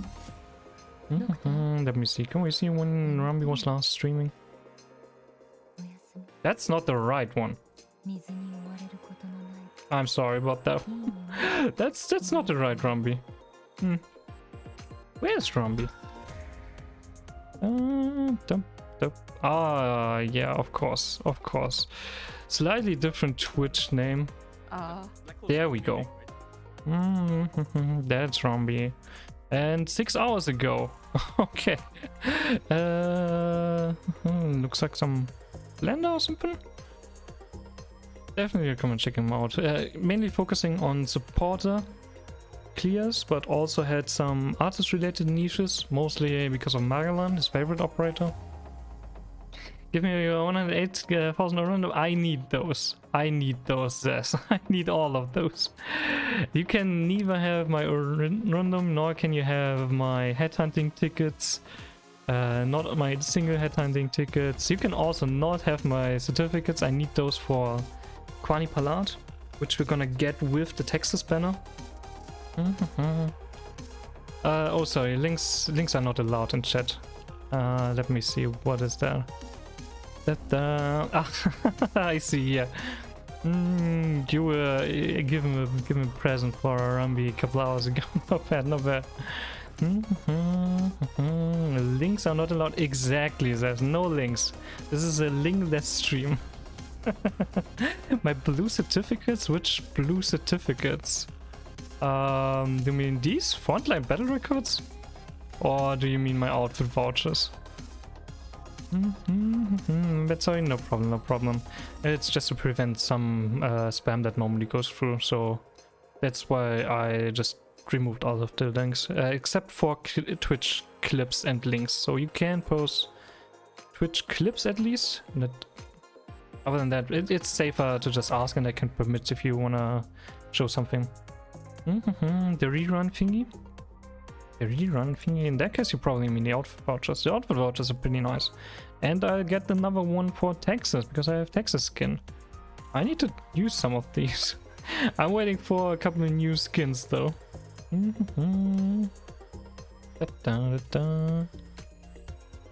Yeah, I'm currently preparing for Texas Penance and Quani Palat, and kinda hoping for Milner, but my resources are a little bit dry.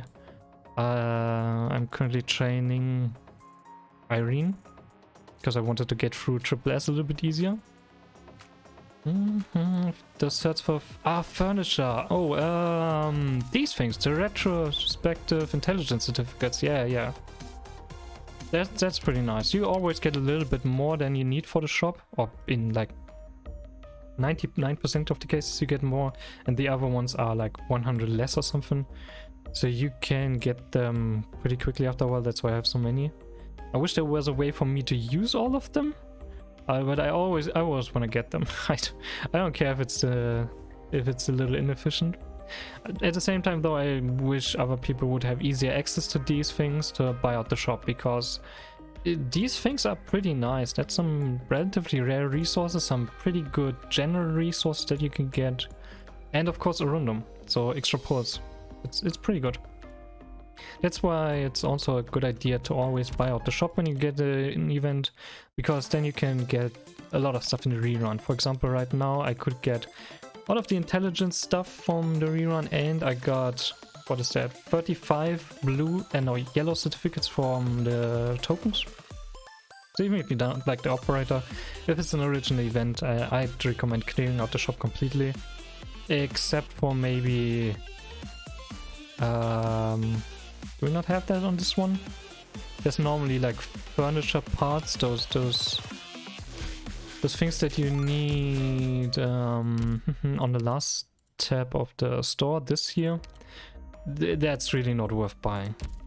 Unless you're a really big fan of something going on there and you like decorating your base a lot. Finishing was in the first group of items. Yeah, but I mean these parts that you need to buy the furnishing in this normal store. You can get this from most events as well, and I never go for that anymore.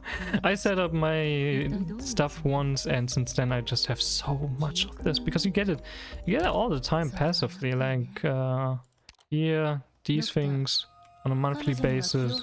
I don't know what to do with anything here anymore. I don't want to change my base around all the time, switching from layout to layout, so that's why I don't really care about that. You could always get a second rerun. I don't think we ever had a second rerun, and they're still keeping some things under wrap, like how we only have 4 events in this category so far. So I don't think second reruns are a thing.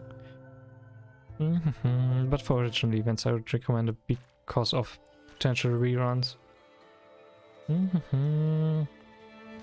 Also, for anyone starting out or relatively new, while I'm here, Heart of Surging Flame has... Let me just move my model a little bit. Dip, dip, dip, dip, dip, dip, dip. 3 stages. They cost 0 sanity. And they count towards all kinds of events, like the different missions that you do daily or weekly, or for modules, for example, and you get original prime for these. So that's an easy 8 original prime if you need another pull or something. Could happen if Arknights gets too old, who knows? Who knows? I think most of us will quit before that, because they're gonna milk their players dry with endless limited units probably or something. A lot of gachas after a while when they're going down a little bit, and they don't get a lot of new players. They go for even more money hungry things. That's why I'm always a little scared when we see too many limited units. Good to know. Yeah, these are really good. Like if you ever need to chain something or just want to test something, you can do this, and it's completely free. And also the first stage, for example, very easy, like 40 slugs or something. And there's an obvious choke point, only melee units. Just put any melee unit that you have in the operator here, and they're gonna handle it for you. It's gonna clear out dailies, it's gonna clear out weeklies, it's gonna clear out module quests that you have. That's pretty good. The other stages cost sanity. Originally this event was absolutely disgusting to farm, but these days the first 8 stages here are really, really good, really fun. I always get when I get told what limited banners are. Limited banners are really rough. Not a big fan of them using that mechanic, but it's what makes them a lot of money, so I can live with it. And as long as they don't go into the Gen Alta direction too often, I'm okay with it. But I can definitely understand when people don't like it, because I'm not a particularly big fan of it myself. I'm a big fan of the characters though. I think I said it before. I wish they would go back from Alta versions to more like story relevant units such as Rosamond and W. I wish they would also go away from overpowered units back to niche but fun units. But yeah, it's still pretty fun to play with some of these units every now and then. Predatory gacha monetary design. Honestly, at its core, every gacha is predatory. You just gotta be aware of the predatory mechanics and how to handle them. And then I think it's okay and you can make the decision to play them and spend as much or as little as you like. The problem is when they are... When people who don't know how all of these predatory mechanics work are getting too much into gacha games. I always think that's a bit too much. That's why I also don't like buying extra pulls, for example, for pulling videos or something. It's just not my kind of style. I get why people have a lot of fun with it. I can understand the rush. Just not my kind of vibe. I normally go for the monthly pack. Monthly pack is really worth it, and I like to view it as more of a subscription-based game. But for example, the basic original Prime, I don't really buy that, and I don't really use it for pulls because you need 10 original Prime for 3 pulls. So I'd rather have a skin than 5 pulls. If it's not OP, it won't sell as good as limited. That is sadly very true, and that is why we have so many very broken limited units. We're getting live to these skins every month since Texas too. Yeah, they're ramping up the skins, but at least that's better skins, and I think that's okay. They are still not that expensive. Normally you have 15 original Prime for basic skins that only give the character a different design. 18 for a few extra effects here and there, 21 for the really good ones with Live 2D, and we had one skin with 24 original Prime for extra voice lines and Live 2D for W, I think. So we have a few of those, but that's the normal range, and up to 18 you can use the outfit vouchers if you have any. Do you think the shop girl will one day be pullable? I don't think so. They might do it as an April Fool's character because they have great April Fool's jokes. I would highly recommend checking out Arknights on April Fool's because we always get very fun events. But honestly, I don't think we're gonna get closure. I don't know. I just don't think we're gonna get closure. She might be a fun summoner, honestly. If you think about it and brainstorm a little bit, there's some fun ideas to be had. My free-to-play original Prime can keep up with that. For skins it can mostly keep up, I think. Unless you really want to buy literally every skin. If you buy every skin, you cannot keep up with that. And if you use it for pulling or for sanity, then yeah, then you cannot keep up. Absolutely not. Instead of buying pulls, you could go mission God's Kissing. That's where the real satisfaction is. Good old Scab, for example. Closures on the concept trailer, so I think it's pretty likely we'll get her. I mean, it took 2 years for Calcer to come to the game, but I don't think closure was in the beta. So, who knows? At some point, if she's gonna be an operator, my bet would be that she's an April Fool's character. I don't think she would be an actual summoner or something.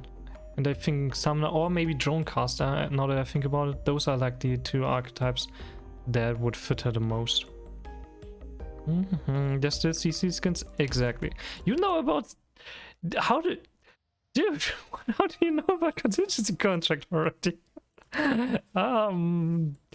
Your knowledge scares me a little bit, but yeah, we have a bunch of really good skins here that you can buy from the CC shop by just doing the training missions or participating in CC. We also have 2 more CCs. We already know what CC 11 is gonna be like, and CC 12. There's some interesting speculations there because after that they want to revamp the system, and I'm really looking forward to that. CC has a lot of good aspects, but it's gotten a little bit stale over time. Blue Poison skin is so nice. I personally prefer her normal skin, but yeah, she has a pretty nice skin. Let me check. It should be this one. Definitely a very different look. Merchant's also a potential class. That's a very good call. Yeah. I cannot argue with that logic. Closure as a merchant would fit very well. She would probably have increased DP drain. 5 DP per second or something. I need to wait for her She's pretty cool. She would be very interesting.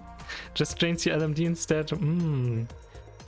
I mean, if I could replace Sanity for LMD, that might actually be interesting in some cases. It's basically like buying materials. Oh, yeah, you guys are having some interesting ideas there. Also, I think we talked about the meteorite skin at some point. Let me check. Something about her hand? I don't think the hand is particularly bad here. Never really looked at it that closely. I really like her skin. I think this weapon looks awesome. I like tactical armor. Most of my operators, if they have such a skin, are ending up in one of them. OP instead of LMD to upgrade. Oh boy, that would be very expensive, and a lot of people would still do it. It costs 200,000 LMD to blow me for 12 seconds and not a second longer. Or you could do it a second longer, but then with overdraft fees, right? I have no issues with it either. I love it. Was my first E2 in skin. First E2? I don't think she was my first E2, but she has been E2 for quite a while. She's pretty fun. I like the extra range, and big explosion go boom is always fun. Extra attack range and extra damage with a crit. It's a fun unit. It's a fun unit to play around with, and I'm kind of hoping that I can get a Keto in April, if that's actually true, and we're gonna get a standard banner with her because of the extra SP regeneration for this kind of skill, and with Chen. And then there's just a ton of explosions going on. Oh, I love those memes. That's so good. You can make such a meme composition with extra SP generation and this kind of stuff. Or imagine integrated strategies. I kinda had a few good runs with extra SP regeneration and extra attack speed, and units like Meteorite are destroying so many enemies with that. Just add a bit of attack speed and some spinach or chocolate pasta, and she absolutely demolishes everything. Super good. That's why I love integrated strategies as well. You can do so many fun combinations, and operators can get so incredibly broken even if they're normally not exactly broken, and it's just completely normal.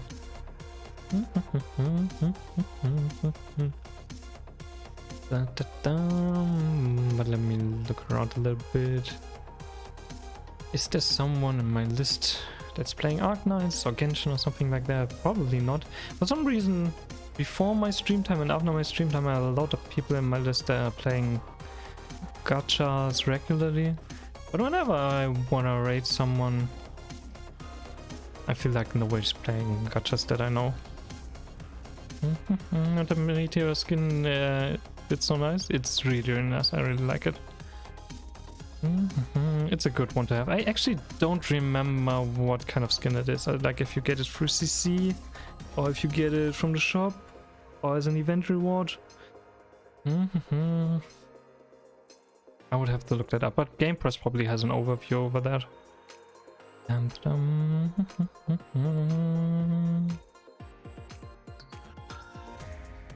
Let's see, who is this? Are they gonna stream for a bit longer?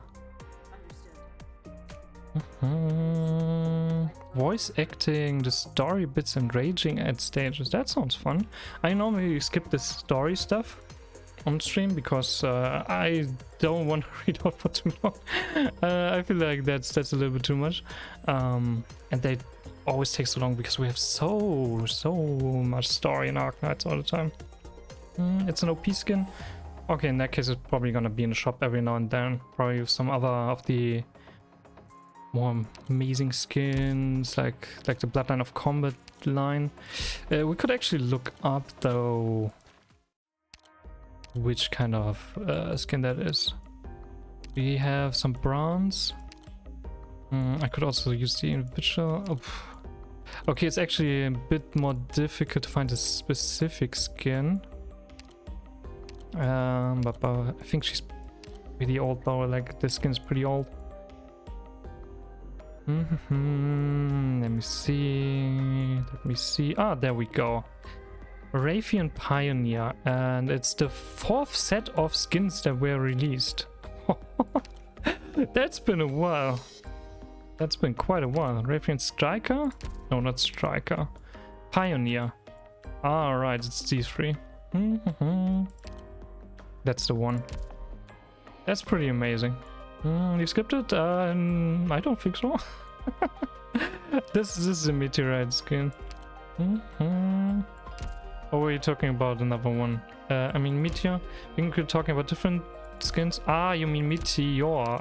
Yeah, in that case we are talking about different ones. You mean this one, right? This one's also pretty damn good. Definitely gives a different feel. Meteor was a lock-in. Then it's probably gonna be a CC skin at some point. That's lock-in. That's possible. I don't remember. But I don't really play with Meteor, so it's probably either CC or login. So I guess you guys probably right, and it's a login skin. But that's gonna make it a CC skin at some point, because I don't think any skins are truly limited, except for Rainbow Six Siege, because that was a special thing. I don't have all of the Rainbow Six Siege skins as well, because I don't like all of them. Hibiscus? Did Hibiscus have something special? Let me see. Hibiscus. That's a cool skin. I really like it. It looks much more epic than a normal outfit, and gives her a whole different vibe. It would fit better to her altar form, I think. That's a limited skin? It is? It's not available in the CC shop? That's interesting. I thought there was a lock-in event as well in the beginning, and I thought they added that at some point. What skins do we have in the CC shop then? Ugh, clicked a little bit too far. It's kind of hard to see and I can't click on this, but that's Brocker. That's the Arts Defender, Warfare and Summer skin, a Bagpipe, Manticore skin is good. The AoE caster, 4-star, I don't remember her name right now. Jessica, Cardigan, Siege is really cool. Rope, Melantha, Castle, Okay, we have a lot of them. But even the new Skull Armia skin is here. I think it was for early players only, not sure for what exactly. I mean, it wasn't the very first skin. The very first skin everybody got for pre-registering, I think, was the Fang skin. This one's special, I think, and I'm not sure if that's one you can buy, because I think there was a present and I haven't seen that in the CC shop yet. Exo skin will be limited too, that's true as well. I guess there are actually a few more limited than I was aware of. You're absolutely right. The current Exo skin is gonna get limited. If you wanna get that, you need to go to the pack setting and buy this pack here. That gives you a 10 pull, the skin, furniture stuff, and a bit of resources. S2 makes me want so many characters.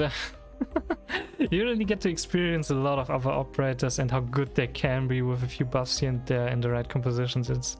It's a good mode, and the increasing difficulty also makes it very interesting, because you have to start with smaller teams, have to make your teams a bit bigger. And also pray for the right RNG so that you can make it through the events and stuff. Yeah, okay, I guess there are actually a couple more limited skins. Can we see that somehow? Event reward. Actually, wait, we can check here about the skin that we were just talking about. The Hibiscus. Here, event reward was for Fang. Hibiscus and Armia were also event rewards. I think those were login rewards, but Armia is available in the CC shop. And I thought, I think Perfuma is there as well. Rope is definitely there as well. These two are there as well. Melanfa was there, Cardigan was there, Gitano is there. So most of the event rewards are in the shop. Manticore.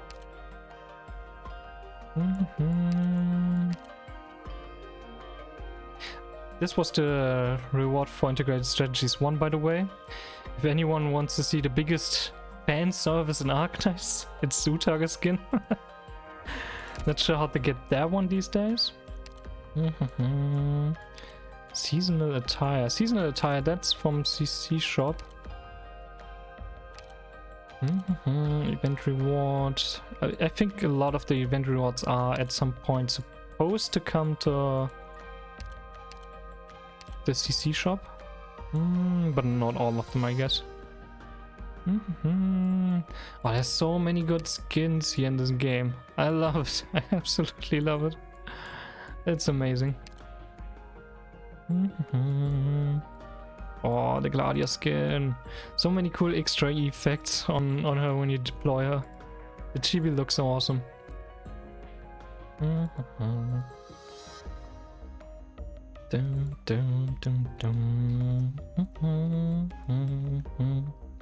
But yeah, I think this is gonna be it for today. We achieved our goal. Triple S secret medal for the Tauren mines. I'm very, very happy about that. Why can I not rate them like this? Let me see. Start the rate. But yeah, thank you very much for being here, everybody. I really, really appreciate it. I had a lot of fun. I hope you guys enjoyed your time. If you want to stay in touch, check out Discord, YouTube, TikTok, Twitter, whatever you want, whatever you prefer. I've got it all. We've got a rate message. So just copy the simple rate message and then off we go. And also, in case Twitch is messing up the rate again, this is the link to the person we're going to. Just wait a little bit, and if everybody's gone and you are still stuck behind for some reason, feel free to follow. Thanks for the stream and GG for the medal. Thank you very much. Yeah, like I said, I really appreciate you guys. I had a lot of fun. I hope we will see each other again soon, and I wish everybody a good day, evening, night, whatever you have. I love you all. Bye bye.